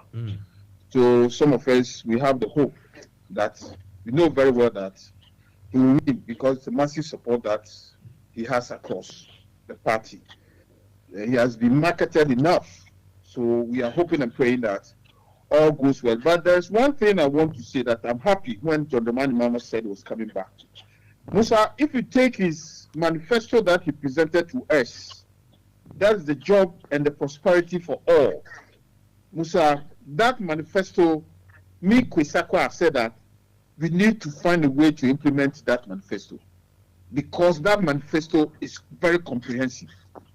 So me, Kwesakwa, have been praying every day that he has the opportunity to come back so that he can take that document and we see how best we can use that document to save the state.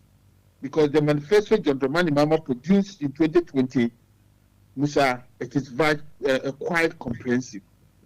So me, Kwesiakwa, I wish him all the best, and I'm happy that he's come back. All that it will take for us to be part of the winning team, Musa, we are going to do it. If God opened the door and me, Kwesiakwa, become the chapter chairman, I'm going to make sure that whatever he needs in terms of support from this chapter, we are going to do it. And I play a key role in raising funds in 2020. And when opportunity is open again, I think we are ready to make sure that whatever it takes, it takes. But there's one message that I want to send across to those handlers and those who are managing John Dramani Mahama. We beg, this 2024 election, we don't want to go to courts. The election must be won at the polling and the branches. So we want to plead with the party and those handling him and the party itself. Whatever it will take for NDC to win the election at the police station, at the branches, this is what should be our focuses. So I want to plead with our incoming flag bearer that we don't want to go to court again. That is the single message I have, Master Musa. Okay. We thank him for coming back, and some of us, he has our support. Thank you so much, Master Musa. You. Comrade Conrad.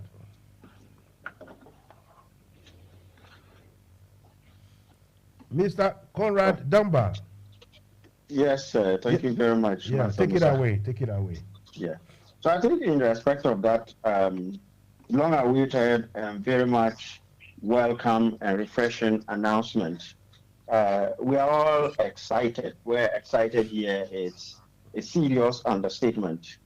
To be honest with you, this announcement is the world's worst kept secret. You know, we always knew that President Mahama, with the heart of gold he has, with the heart of caring for Ghanaians, in spite of the great injustices that has been done to him in 2016 and then in 2020 by the current government, and if I would say by Ghanaians as a whole, the fact that he gave us unprecedented development, he set standards that are peerless in our history, except for the great Osagyefo, and yet we went chasing the famous grass on the other side, thinking it was greener, only to now regret. Today we see the fact that we are now running to China for bailout, technically, is testament to all of that. And I think that the rank and file of the party and Ghanaians in general, there is even NPP members are begging for their own government to just throw in the towel and let the man who knows how to do it come and fix it.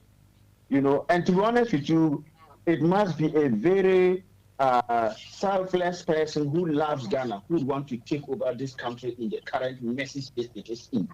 And therefore, I don't envy President Mahama at all. It's a very tall ask. It's a very tall task, a very difficult and daunting task ahead. But we trust in President Mahama, and we know he will do it.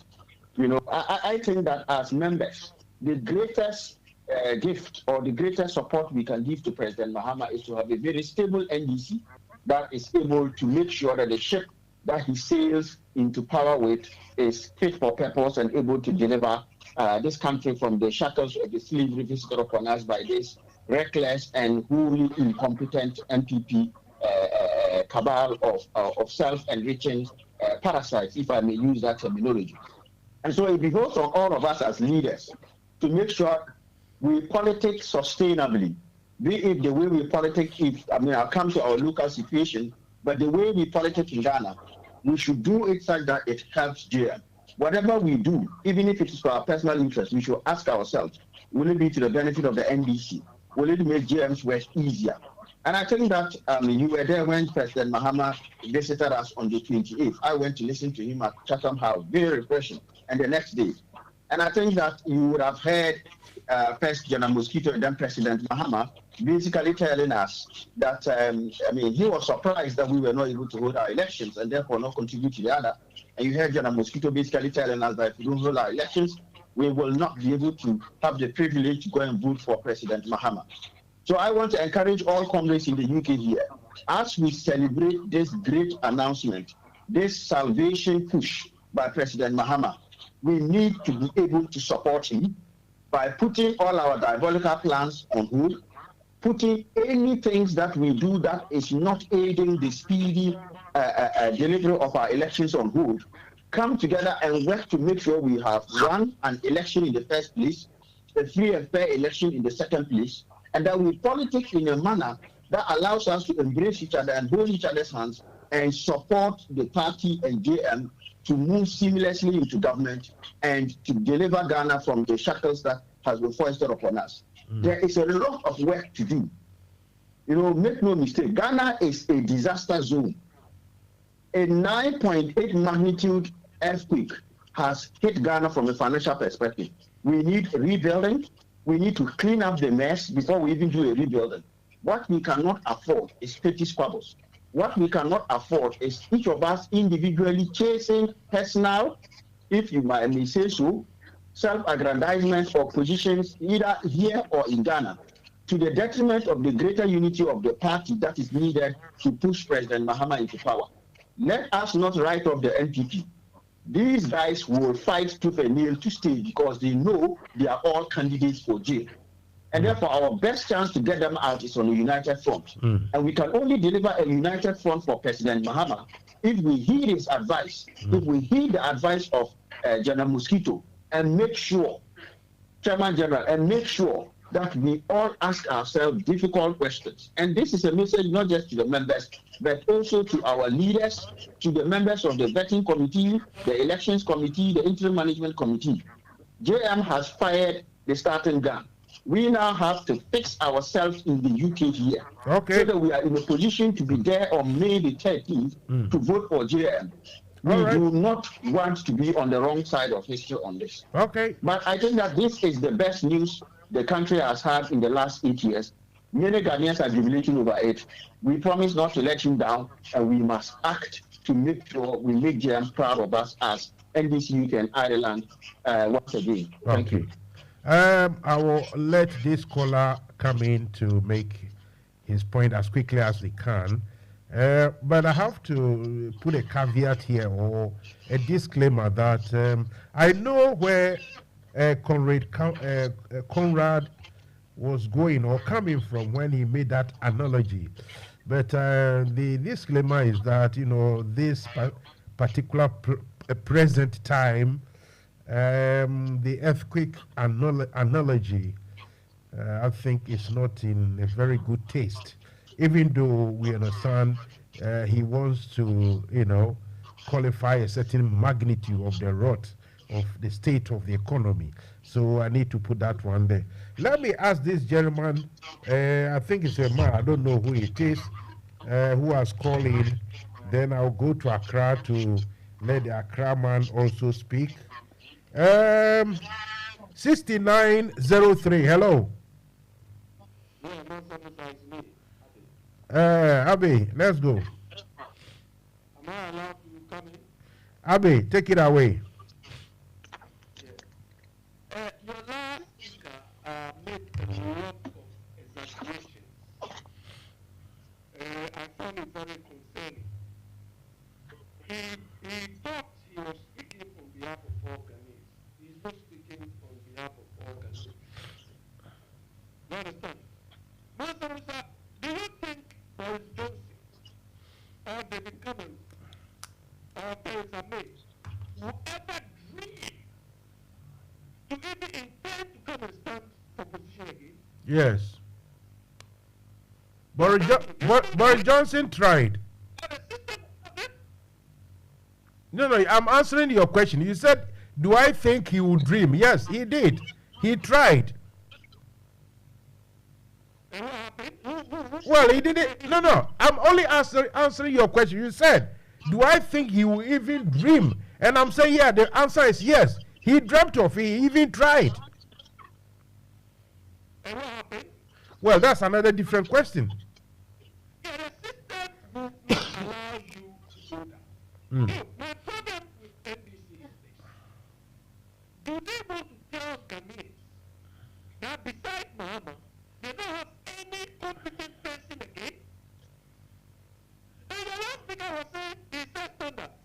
My friend, some of us never saw any standard any Mahama set. Ghana has not been ruled or governed by any standard. The lies and the corruption was under every regime. So to portray him as somebody coming to save Ghana, my friend, some of us do not buy it. I will support NDC if they bring a different candidate. We've seen what he could do. It wasn't acceptable. That was why he lost by over 1 million votes.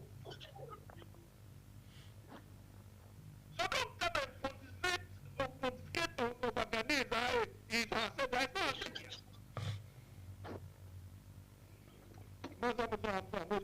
Thank you very much. Thank you. That's your viewpoint. Fine. Well made. Viewpoint well made. Right. The Accra man has dropped. So I think it is his name is Abolo. Abolo, if you want to call again, I would definitely allow you to speak. It wasn't on purpose. Master Musa. Yeah, if I may respond quickly to the caller. I don't think there is any need now because that is just a quick one. That is his opinion. I'll use the famous proverb we have in Ghana. When there is mention of dry bones, the old women start panicking. Okay. And so, well-meaning Ghanaians are overwhelmingly, and that's why there's euphoria over it today.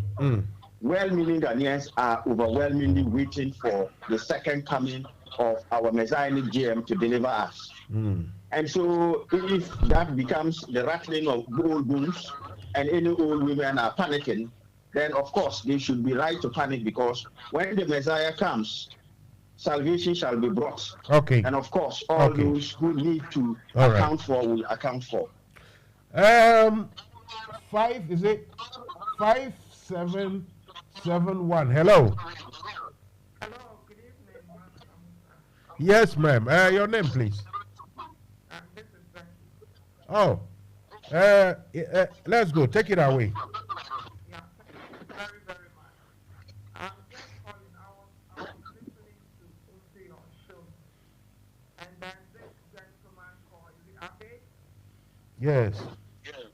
I just want to ask, on which planet is he on? And in any case, who is he fighting with? He was just making noise in the ears of well-meaning Ghanaians. When we talk of JCM, John Dramani Mahama, everybody knows the work that he's done in Ghana. And these people, through Akufo-Addo, through whatever else you name, and they spread lies against this man. And for his information, it is people who think well about Ghana that are calling for John Dramani Mahama. He's a selfless man. He's a patriotic citizen who has worked and has set standards. And I will say that again. If he doesn't understand, he can go and burn the sea. I don't care. John Dramani Mahama is a citizen, and he has the right. And he was talking about, does he really listen to the news?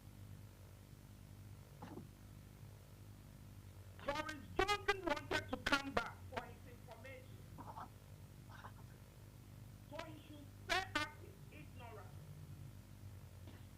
Whether he likes it or not, John Dramani Mahama is the obvious choice, and Ghanaians are yearning for him.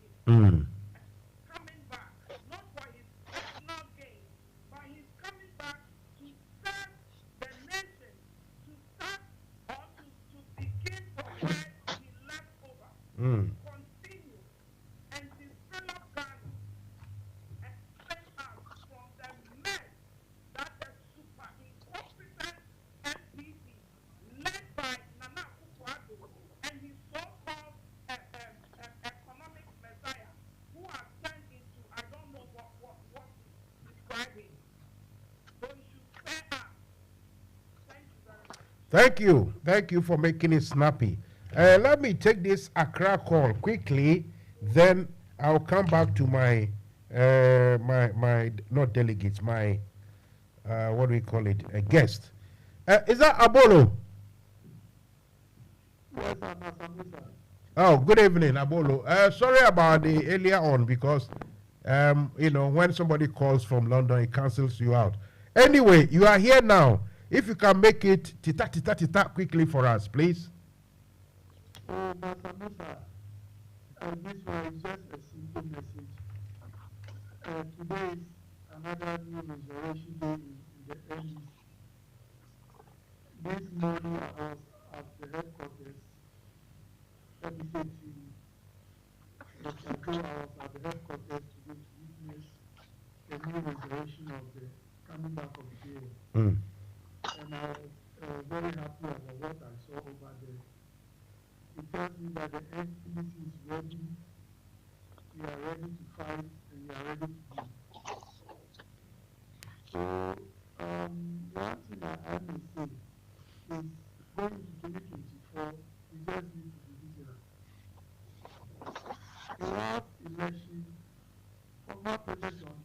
number paid the agent, the parliamentary agent, and the presidential agent. And my office executive distributed the money, but most of the agents were vigilant of the parliamentary election more than the presidential. So I think the NDC as a party this time going into the 2024 election, which you and I know it will not be easy because the NPP said they are going to bring the aid. We also want to stop the aid. So I think JM coming back, Ghanaians are ready to vote for us. But we cannot go into this election without a formidable team from all angles. And I know anytime you win the election, the executive in the UK Ireland chapter, you also contribute a lot in our winning the election. So in this juncture, I will conclude by telling people from the diaspora, especially UK Ireland branch, that they should pair a good executive who work in the UK Ireland chapter to support the national party in Ghana and Accra, the headquarters. And they should not look further. I know Dr. Joachima is there, they should go for him. Pastor Musa, that's my simple message. All right. Thank you very much indeed. That's Abolo from Accra. Thank you. Right. Now, gentlemen, yeah, thanks for your time. Let me ask you before we dismiss ourselves. My engineer says he's having problem with the YouTube. Hopefully it will be resolved. Anyway, Chabababa.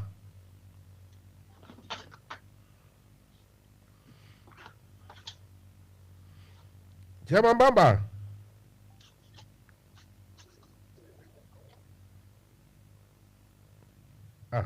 Let's see if Chimambamba is here. Please, guys, hold on for me. Let me reconnect. I think Chimambamba's phone has dropped. Let's see if we can get him as quickly. Hello. Aha. Your phone, Chimambamba, your phone dropped. Yeah. Sorry about that. Sorry. Anyway, let's take this last bout of questions, then we can all close and go home.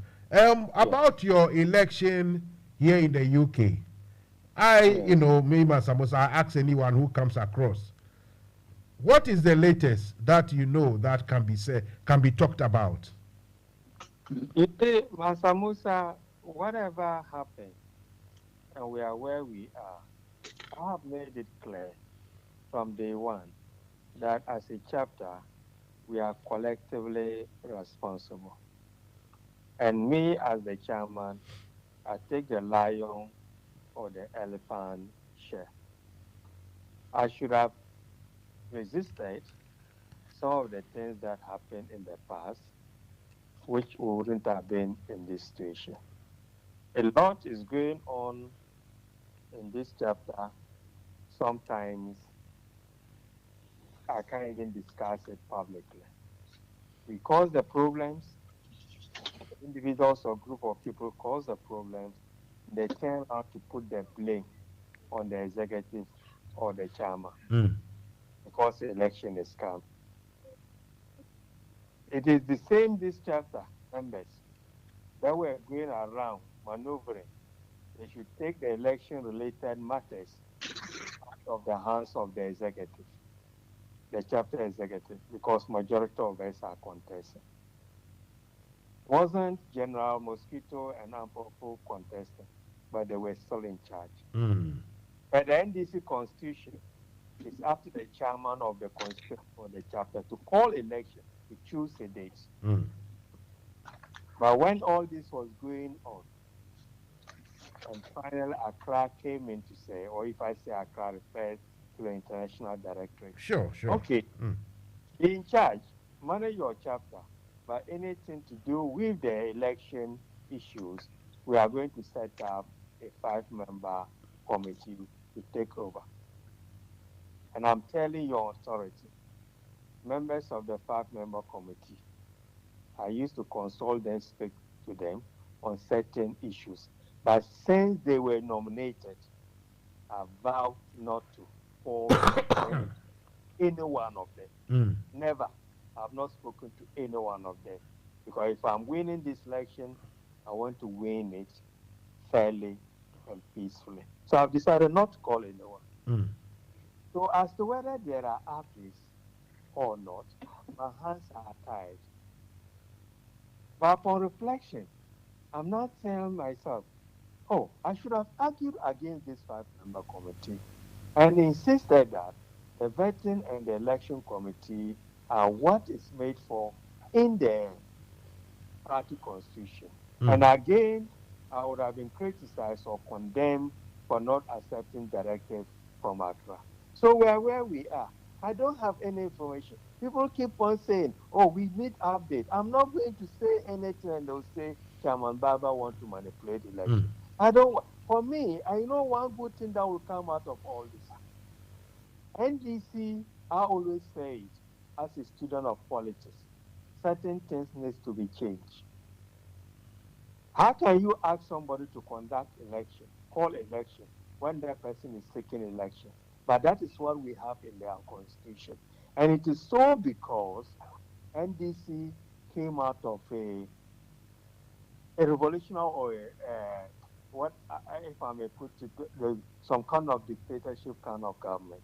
So that tenets of dictatorship has been smuggled into our constitution. And those who are following NDC politics will bear me out. Until the 2000 election, when NDC lost, when the Rawlings lost, and NDC lost rather, because Rawlings didn't contest that election. NDC internal elections were always by endorsement, accreditation. People come in, they file, and they go and say, oh, we have endorsed so and so. So it was okay for a chairman of a constituency to call election, supervise the election, and re-elect himself. So this 5-member committee, for me, is more democratic. If it works and works well, we are always the pacesetters. I'll be proposing that we should replicate it across the board anytime we are going through our internal elections. Because if you say the vetting committee and whatever committees that will be set up, who appoints the committee? The executive. So assuming the executives are working together, they will just appoint a committee that will disqualify the other potential opponent, and they will remain in office. In our case, we are very lucky that the current executives are divided. They can't even agree to even appoint one.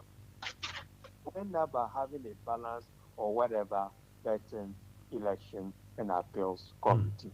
So, my brother, to members of UK and Ireland chapter, I'm praying and hoping we'll have our election as soon as possible. But when it comes to issues of the election timetable, well, I can't say anything. Okay. I think the only time Mr. Chairman, I guess my question was that all these things we've explained has come to pass. Now it's in the hands of a committee. I think it is in the right direction, or the right practice will be that at every stage, whether you are the chairman or executive or a member, there should be some sort of communications, whether email or text or anything, as stage that we have reached this stage, or we are finished and we have sent it to Accra. We are waiting for response. No, one second, sir. When nothing at all is being told to anybody, I'm not blaming you, but to be in darkness as to what is happening, I don't think it's a good sort of practice or a good way to conduct these things. Given that we tend to all the time criticize the national, what we call in Accra, the EC and other people. That is what I was trying to ask you. That if you have heard of anything, if not heard of nothing, then you agree with me that that is wrong, isn't it? No, I will announce it. What I know, they were supposed to file their report or submit their report to Accra by the 18th of this month. Today is 22nd, isn't it? That was Saturday, yeah, last week. It's Saturday, yes. So as far as I'm concerned, I've not received any information to confirm that the report is being sent. I'm still a member of the chapter, but I don't act in my capacity as a chairman or especially when it comes to the election-related matters. No, for that I agree with you. So you have already said it. I agree with you. I'm coming, Master Musa. Let me please, finish. please. I know there was a push that whatever is delaying, they should send message out like you have rightly demanded. But let's not forget that they don't have even emailing system access of the platforms. So I said, okay, whatever decisions we want to communicate to general members, of course, the secretary is still there. We are not going to change anything. They should sign it with the signature of whosoever is signing it on behalf of the committee, and then it will be publicized. I hope members are listening. In politics, sometimes when you get forum, you say certain things. I also know there's a move to hope for them to even call a meeting. Some people were suggesting that. So let's wait. But I'm not privy to anything because I'm not part of them. I don't know what the schedule is. So either they will send a communication out or they will call a meeting to explain to members where they are. But we need to hold our election as soon as possible. That's what I can say. And like Chairman Conrad said, peaceful, free, and fairly. And at the end of the day, we will all accept the verdict of the UK and Allied chapter members and rally behind the winner and the winners. The prolonged campaign is not helping the unity and cohesion. Honestly, me, I've stopped sharing my flyers. I can't remember. I've stopped because it's just becoming monotonous and boring to members. Yes. Simple reason is that it's just becoming too much. I decide not to engage. If people are going to vote for me, they would have made up their mind already. I see. And a lot of things is happening, such that if we don't do it quickly, by the time we finish this election, we would have torn ourselves into pieces, honestly. Some of us are just restraining ourselves because some of the things people post on the platform, sometimes I wonder, I even think sometimes we are fighting with MPP, but it's our own people doing things that they are doing. But that is the negatives of prolonging election, that you open room for people to do all kinds of things in the name of politics. In the name of, we have missionaries. You look, Chairman Conrad described that, yes, because they are not even members of this chapter.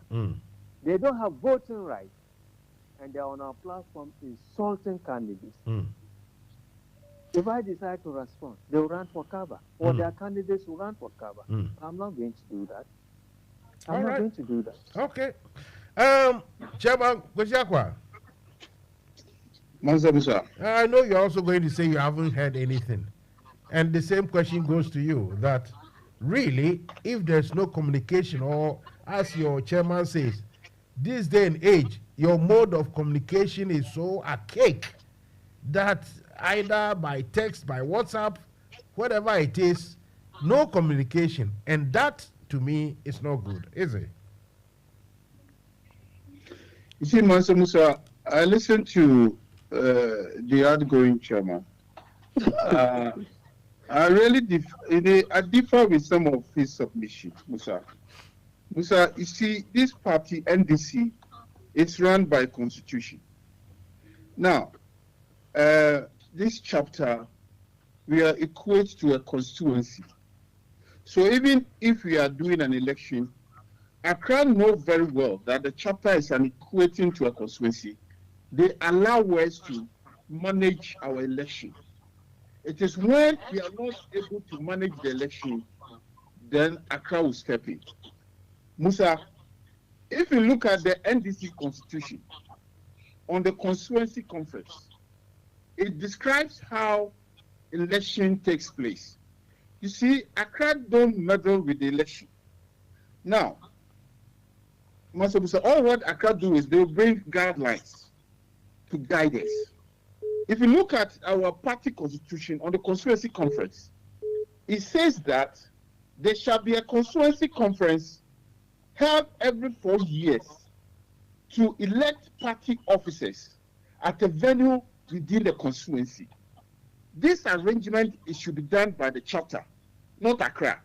So it is us, the chapter, who have to do that. We failed. Now, if you go to clause 2, the constituency conference shall be convened by the chairman of the constituency. In this case, this chapter, if we were to hold a conference, the outgoing chairman should have chaired the conference. That is what it should be. Then, if you go to clause 3, why the chairman fails to convene a constituency conference, then the general secretary, that is Accra, will step in. So, you see, when we pick a 3rd December to go into election, we could not do it. We moved to 14th, we could not do it.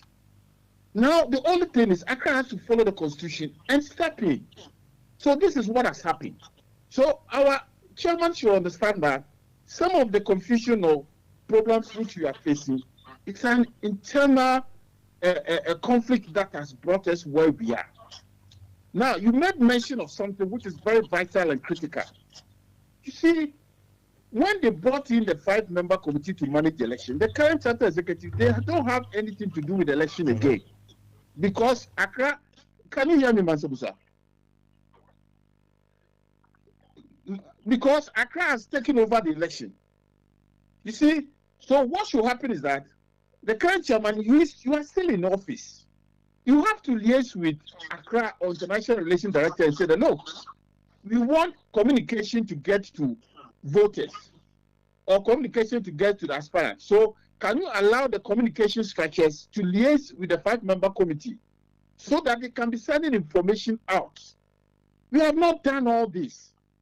And we are all languishing in limbo. Nobody's know what. For that one, it is failure on our part.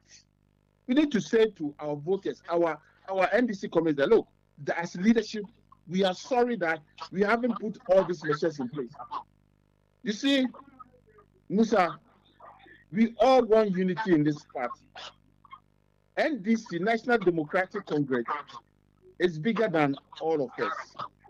It's even bigger than this chapter. So what we need to do is that we in the chapter have to make sure whatever it brings the unity within us, we do it. But let me say this. Other candidates who are using some individuals to do their campaigning for them, that is where the problem is happening. So I will plead to other candidates that, look, they should talk to people who are campaigning for them that this party, we are one party. So some of the language they put out there, they should stop. Me, Kwesi Akwa, Chairman, you know very well, from day one, I have been doing my own campaign. So we should do our own individual campaign so that we don't give room for our members to vilify themselves. This is the problem we are having. Some of people bring people onto platform to come and say things against others. It is our own doing. We are creating that confusion. We need to stop. It is not helping anybody.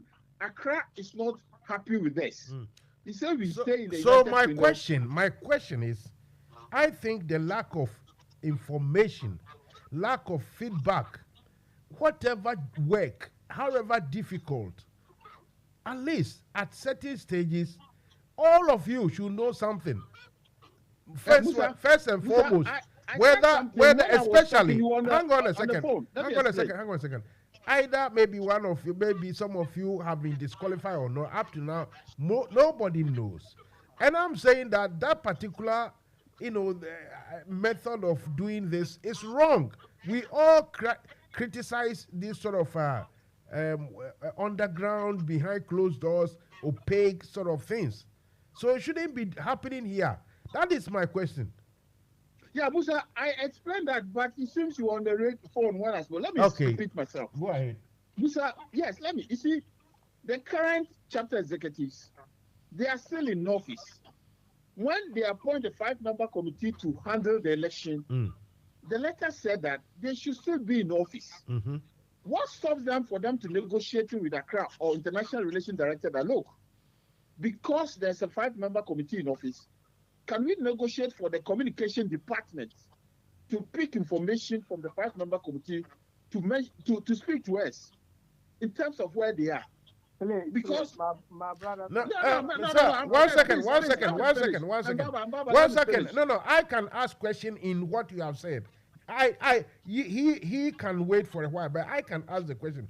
The question is there any clause in your constitution which bars any sort of communications at all whenever there is a committee? That is my worry. I mean, just normal, ordinary information getting back to members. Is that also something that has to be requested? Can I speak now? Go ahead. You see, like I said, now, when we went into a conference, Accra intervened and appointed 5-member committee to manage the election. Now, when they give us that direction, the aspect of the communication aspect was not mentioned. I don't know if I'm wrong. Maybe he might have to correct me. But what I'm saying is that if I'm the chairman in the office and that's it, you negotiate with your bosses. That is either International Relations Director or Accra. That look, because there shouldn't be a communication gap. Can we allow the communication department to liaise with the 5-member committee so that they can give general information, not the report itself, to members? So in this case, it should be the communication guys who should take the communication and communicate to us. That sounds really strange to me. Chairman Baba, before I go to Conrad, Chairman Baba, you want to rebut this one quickly, please?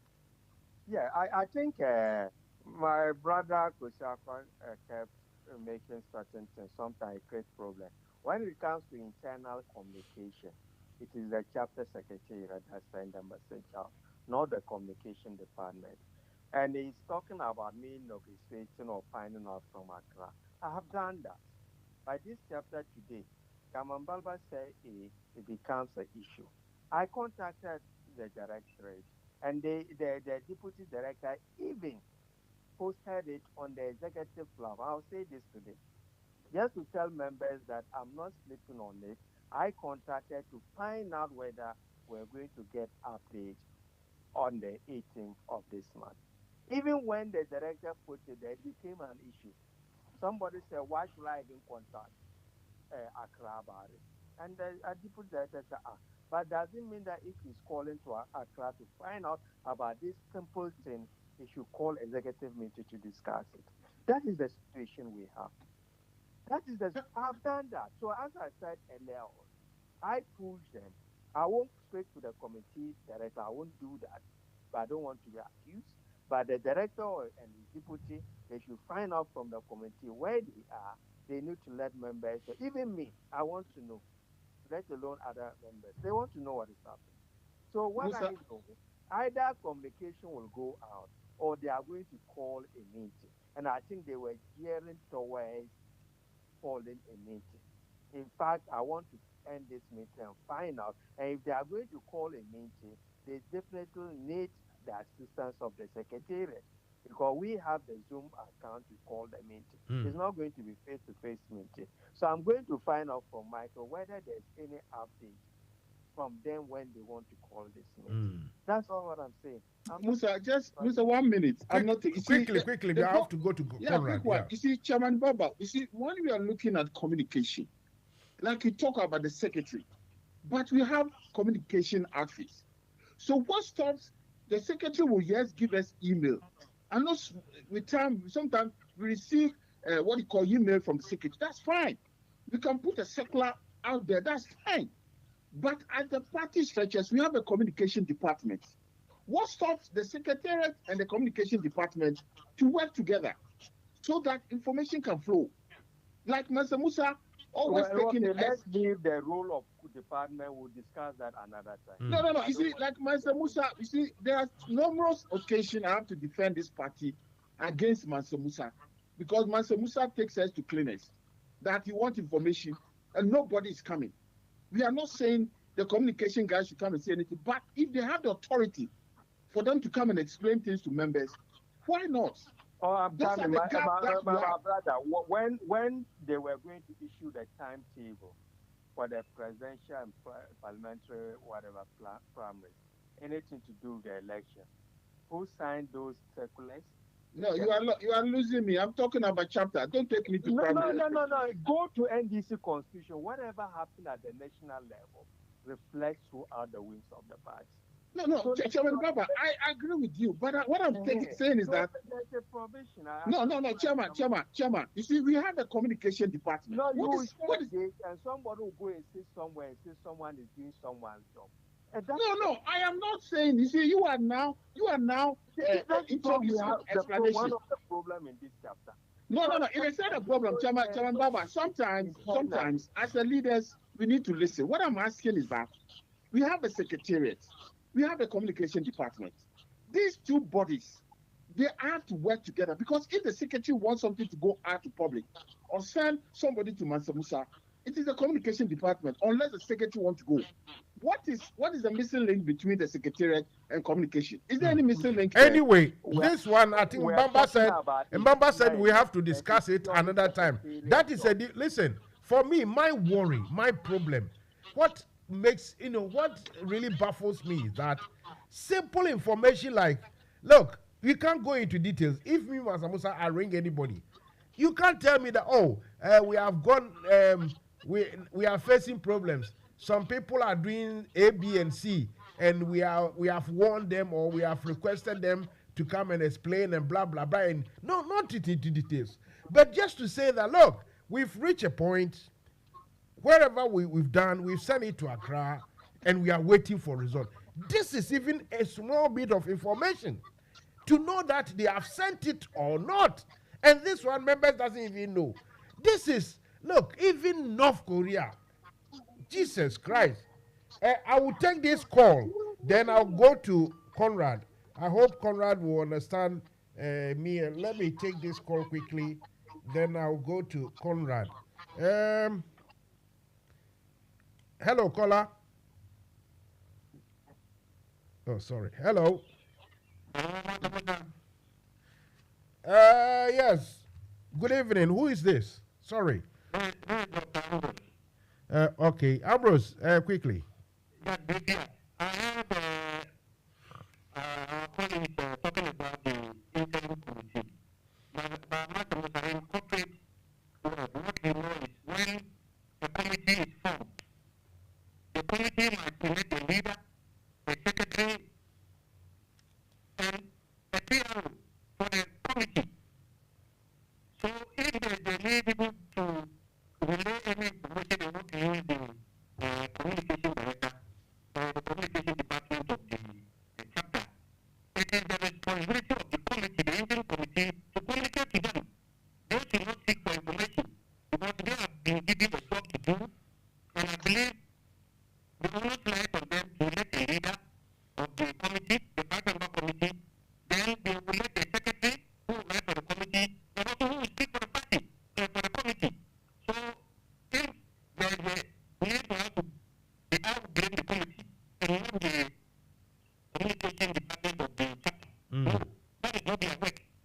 They can only relate to them to also communicate, or they can relate to the secretary. I totally agree with you. I think the committee is being just too secretive, overly secretive. There's no need for that. That up to now, if you the members don't know whether they've actually sent it or not. Goodness me.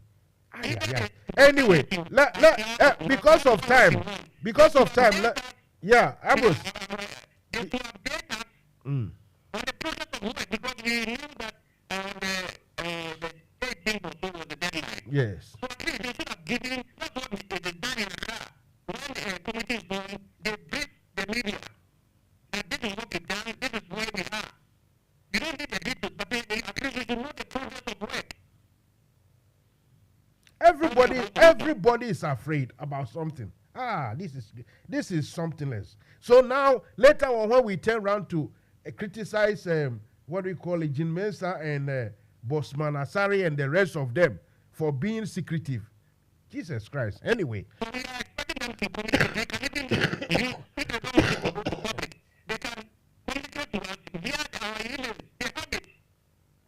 Exactly. You see, Ambrose, well, if I called you, any of you, and I asked, and he said, look, Mansa Musa, we've got emails from them. That's all I can say to you. That's it. I will accept it. You don't want to tell me at least I know that they have done communication.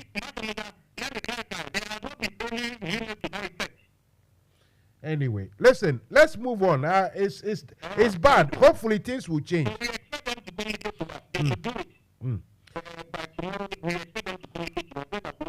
All right. Conrad. Yes, sir. Yeah, the conversation has gone over your head for a while. So it's your turn. No problem. What do you make of all what has happened or what is happening? I think that all of us are agreed that we haven't put our best foot forward as a chapter. And I think there are many reasons for it. And I think, as Chairman Balba said, I have bemoaned specific things that have happened that have led us to where we are. A case in point is the example Chairman Balba gave, where members of the same current chapter executives lobbied Accra heavily to say one of us in the chapter is too powerful than all of us. So put all of us down and get a neutral committee to do what it has to do. But the reality of the case is, we can all be objective, but it's difficult to be neutral. Because, you know what? To all the kinky lovers, I may love kinky or not love kinky. So taking kinky off the menu or putting it there is not necessarily meaning that you get everybody in.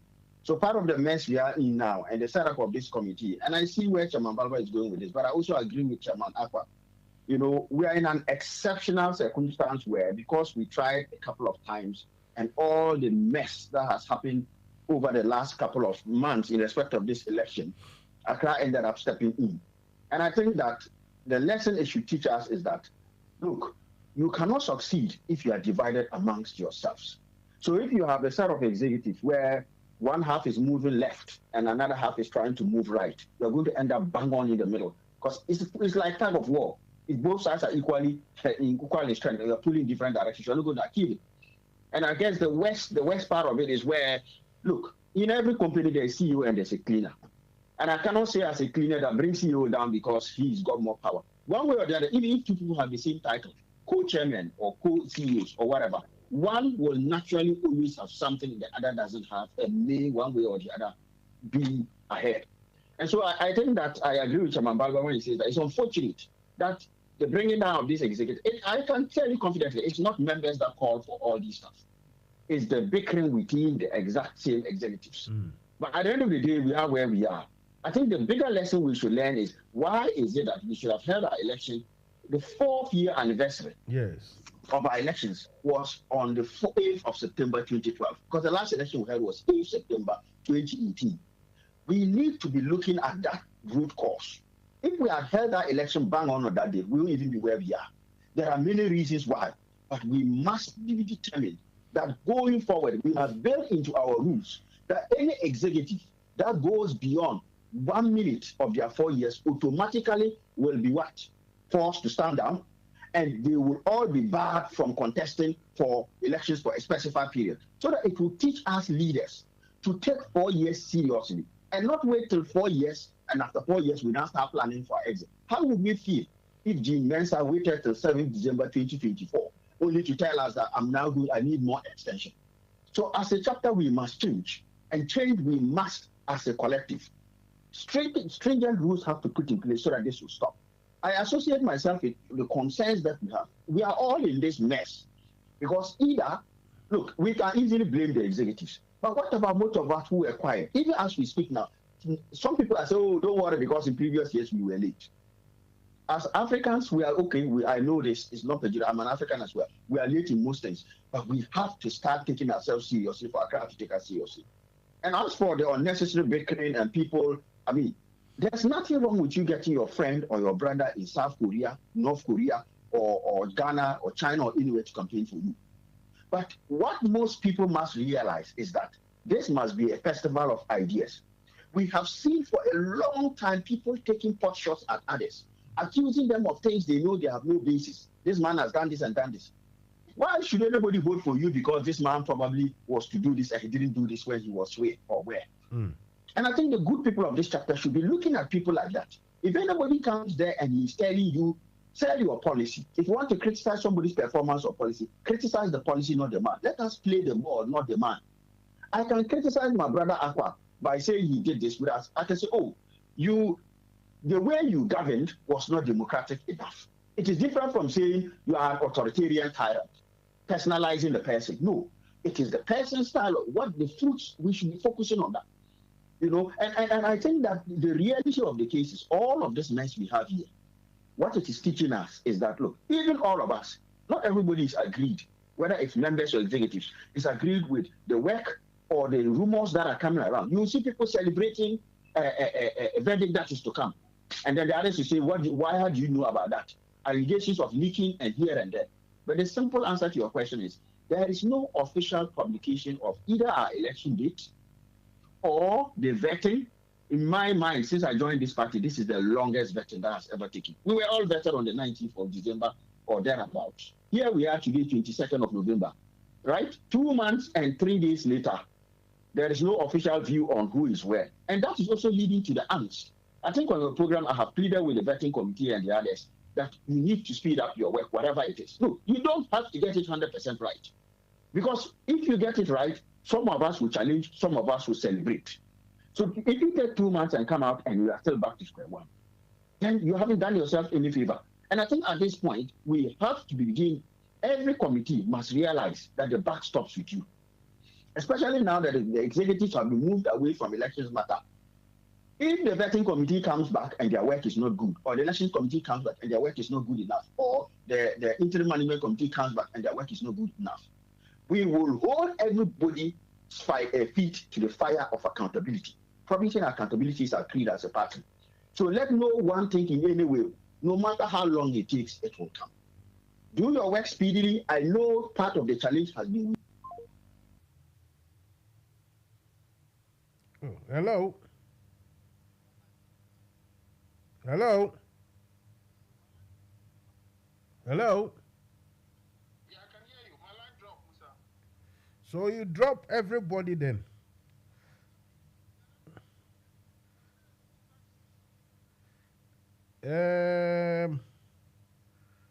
Okay, let me try and get them back.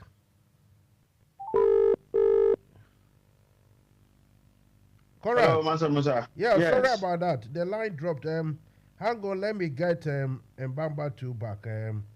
I've got Kwesi on the other line, so no problem.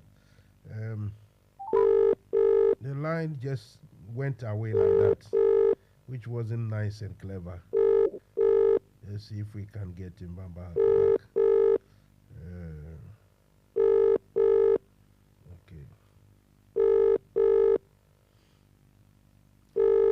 Okay, so Mbamba is not responding. That's fine, I think.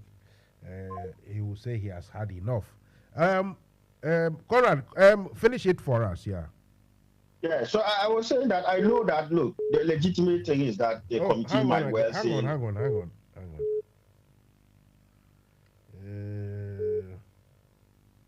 Okay, let me merge it now.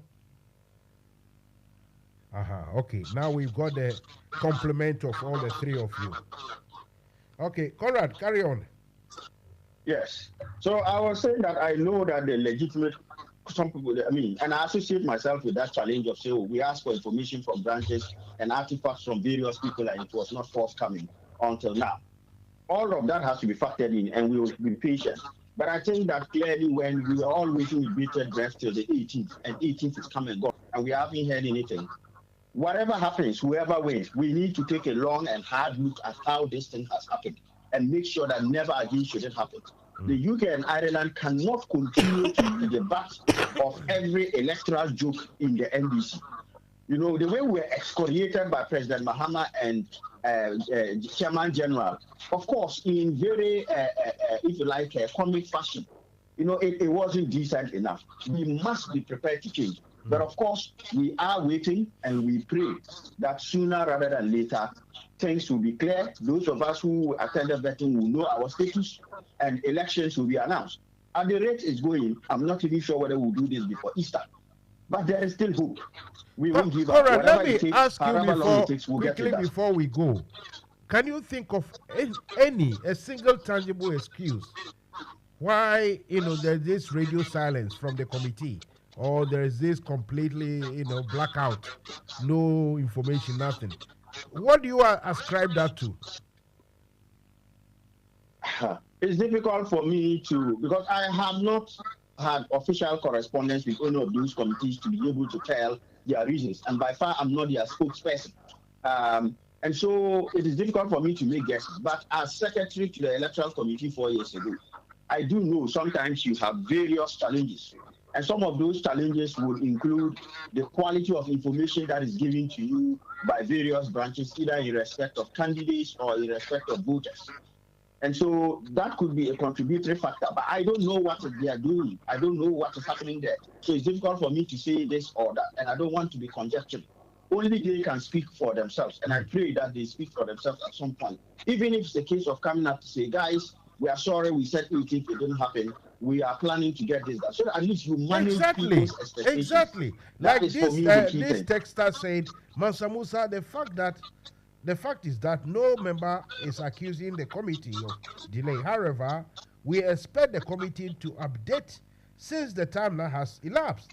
Secondly, we are not expecting them to rush and commit errors, but ethically, they must update us on progress of work. I mean, I don't get it. I mean, why you guys too? I don't think there's anything wrong if the four of you take your phone, maybe 5-10 minutes Zoom conference, and then four of you say, look, we need updates from you. Make it official. Put it on some platform that everyone is there. Because you need updates. It cannot go on like this. It's not done anywhere. Yeah. Anyway. Okay. Thank you. Yeah, finish it up and I will say good night to everybody. Well, all I can say is we haven't got much of a choice than to be patient. Unfortunately, sometimes democracy can lead to these unintended consequences. And I just hope that, look, I know the members of all those committees are hearing us. You know, one way or the other, I don't think it's incumbent on any candidate to attempt to make contact with them and brief the public. Because straight away, that candidate will probably face accusations of being in bed with them, which we don't want. So they should find a way of reaching out to the members, even if it's a general message. Please manage the expectations of the members. Because every single person I call to campaign, the question I'm asking is, do you know when the elections is coming? We are all tired. For the love of the party and for God's sake, we need some management of our expectations. All right. Listen, gentlemen, this was an impromptu call, but you've acquitted yourself very, very well, all of you. All what I can say is that thank you very much for your time, and hopefully the next time I call on you again, you will have dates and everything. Once again, I have to take this official stand to appeal to both Comrade Conrad and Comrade Mbamba. I know, Mbamba, you say you are fed up with the electioneering slogans and campaigning. But the problem I'm having here, or we NFM have, is that people think we are doing selective sort of engagement, and that maybe we like Kwesi Akwa and Joe Ajman, and we don't like Conrad or Mbamba. You know, we don't hear any song, you know, even for a token fee. Make your song or a voiceover so that we will be playing it. Then people who are asking me will know that no, we are all involved. But silence and quietness, I always have to explain that, look, I reach out, but people don't want to know, which is really also unfortunate, especially from outside who think that, hey, Mansa Musa is your man, is your person, and you are avoiding. And then later, you're going to fall on someone else or what. So please, Conrad, yeah, you tend to every now and again come in, but the two of you, Mbamba, kindly just get a voice over something so that we want an inclusive sort of engagement, not one-sided or, people thinking somebody likes somebody over somebody. It's not like that. Mansa Musa, I have my preference, and it will come out soon. And you people will be surprised, all of you. Anyway. Let me just correct you. I can't be fed up with NDC.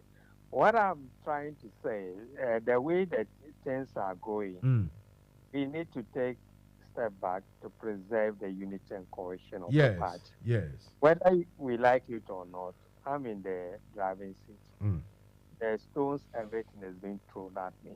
The more I appear publicly to try to rationalize or defend some of these unnecessary attacks, sometimes lies, it will create unnecessary tension in the chapter. And some of these things sometimes I listen, I say, look, are we really serious? Are we in UK? Because we do politics, even my local branch in Tamil South Kakwari will not do what we are doing here. Sure. This is a very, I stated it severally, very educated and enlightened constituent within the NDC. You can't lie your way to discredit somebody. You can't. Because Chairman, somebody sent me something. I don't know whether to wind me up. He said, Chairman, someone have sent me a message. I don't know whether to wind me up. But he said, Mansa Musa, Chairman Bamba is advertising with another radio platform. So there you are. Chairman, is that true? I'm not aware. Honestly, I'm not aware. Oh, Maybe dear. in Ghana. Because I stop people in Ghana. I said, look, they shouldn't waste their money. People in Ghana are not going to choose our leaders for us.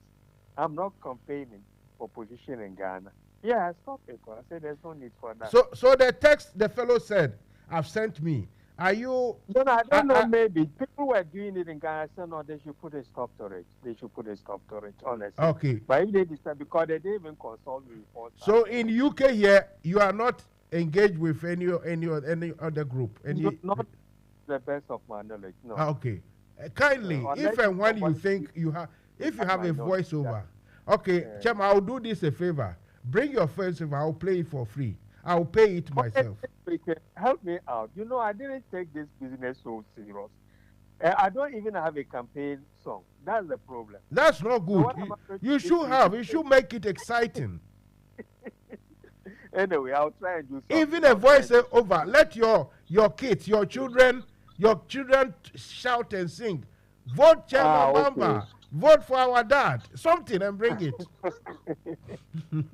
Anyway, okay, so let's continue working for a peaceful and credible and fair election. That's all what I can state for now. Question quickly, then we go. And why I'm not making myself available? I don't see there's interruption. I still have the responsibility of running the chapter. Sure. So now and then calls are coming.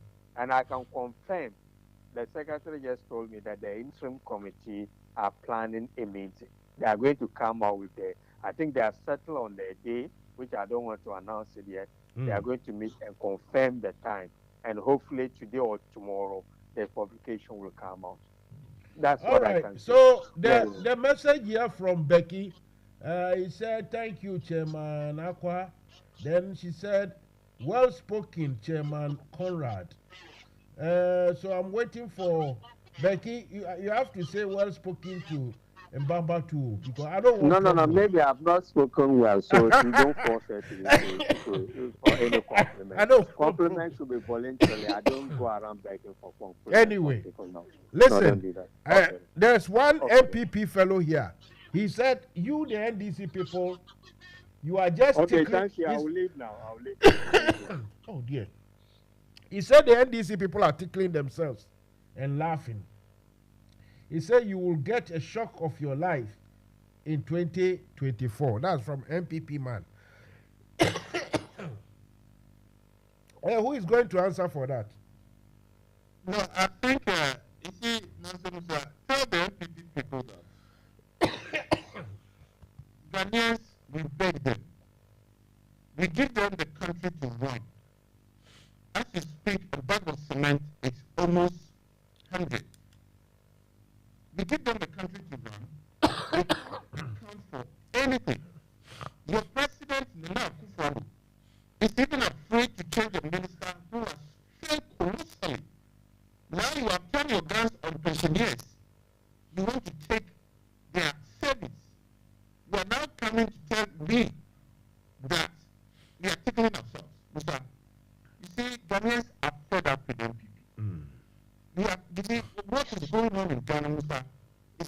problem. So when NPP come and they want to speak, they should give us figures. On that note, what I'll say is that we'd like to thank all the NDC supporters and voters who are waiting for this election to come on. We want to plead with all of you. We need to refresh this chapter. This chapter, all the leadership who have served in that chairmanship position, they served only 1 term for 4 years. And I think our outgoing chairman has also served his 4 years. Nico Sakwa, when I take over, I would like to say that, look, all your good works will be continuing, but the bad works, I will do it. You see, this party, who formed this party, that's Rollins, under his authoritarian that this party was formed, it was on probity and accountability, transparency. As we speak, members are not happy. We need to put smile on members' face. That is why we are pleading with voters. Let's vote for change. Let's vote for reforms. As it is now, if we keep the current chairman in position, the problem will still going to continue. Please, let's vote for reforms. Accra is waiting for us to come and say that, look, yes, when the chairman came, he said, you guys, when are you going to stop fighting? You want to prove to Accra that, look, we have cleaned the mess, we have reorganized ourselves, and that we are ready to go. Okay. So I'd like to say a big thank you for Okay. It's only fair. I didn't know that there was going to be a campaign mode, but since that has come about, it's only fair that I will allow the other to respond or say a campaign message. So, Conrad, take it away. Well, thank you very much, Master Musa. I think for me, the message to the MPP member who has decided to tune in and listen to us, first and foremost, we thank him very much for listening to us.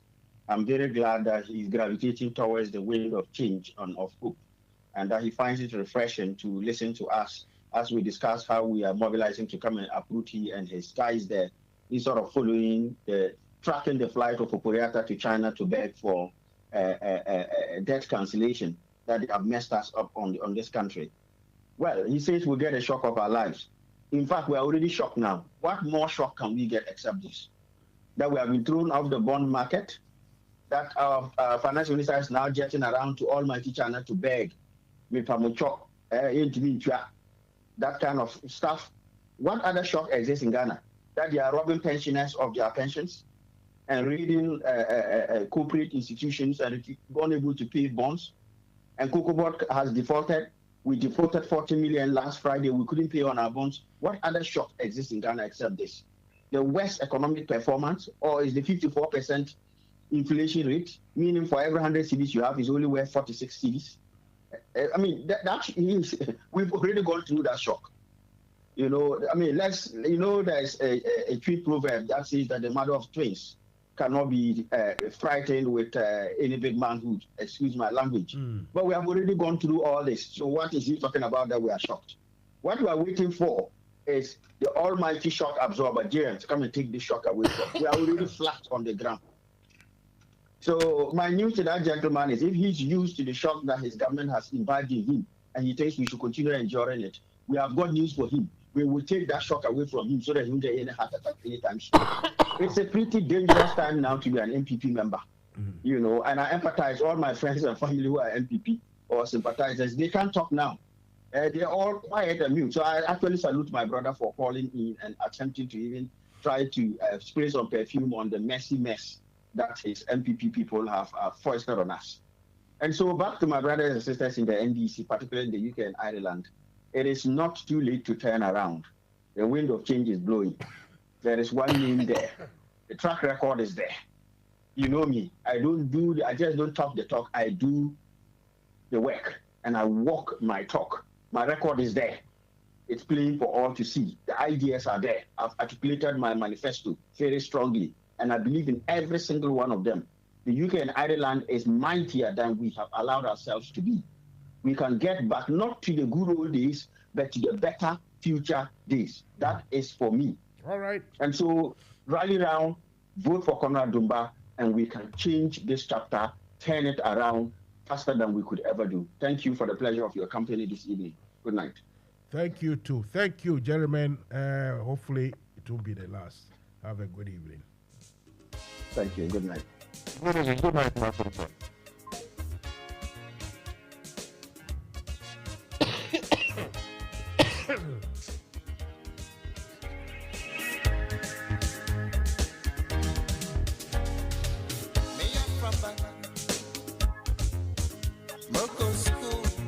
Right. I needed to make some calls to some people, but I think it's too late now. So I think we will leave it for tonight and come and continue tomorrow. So those of you expecting my calls, especially from you, the NPP people, I promise I will let you have your say tomorrow. Have a good night. Have a good night.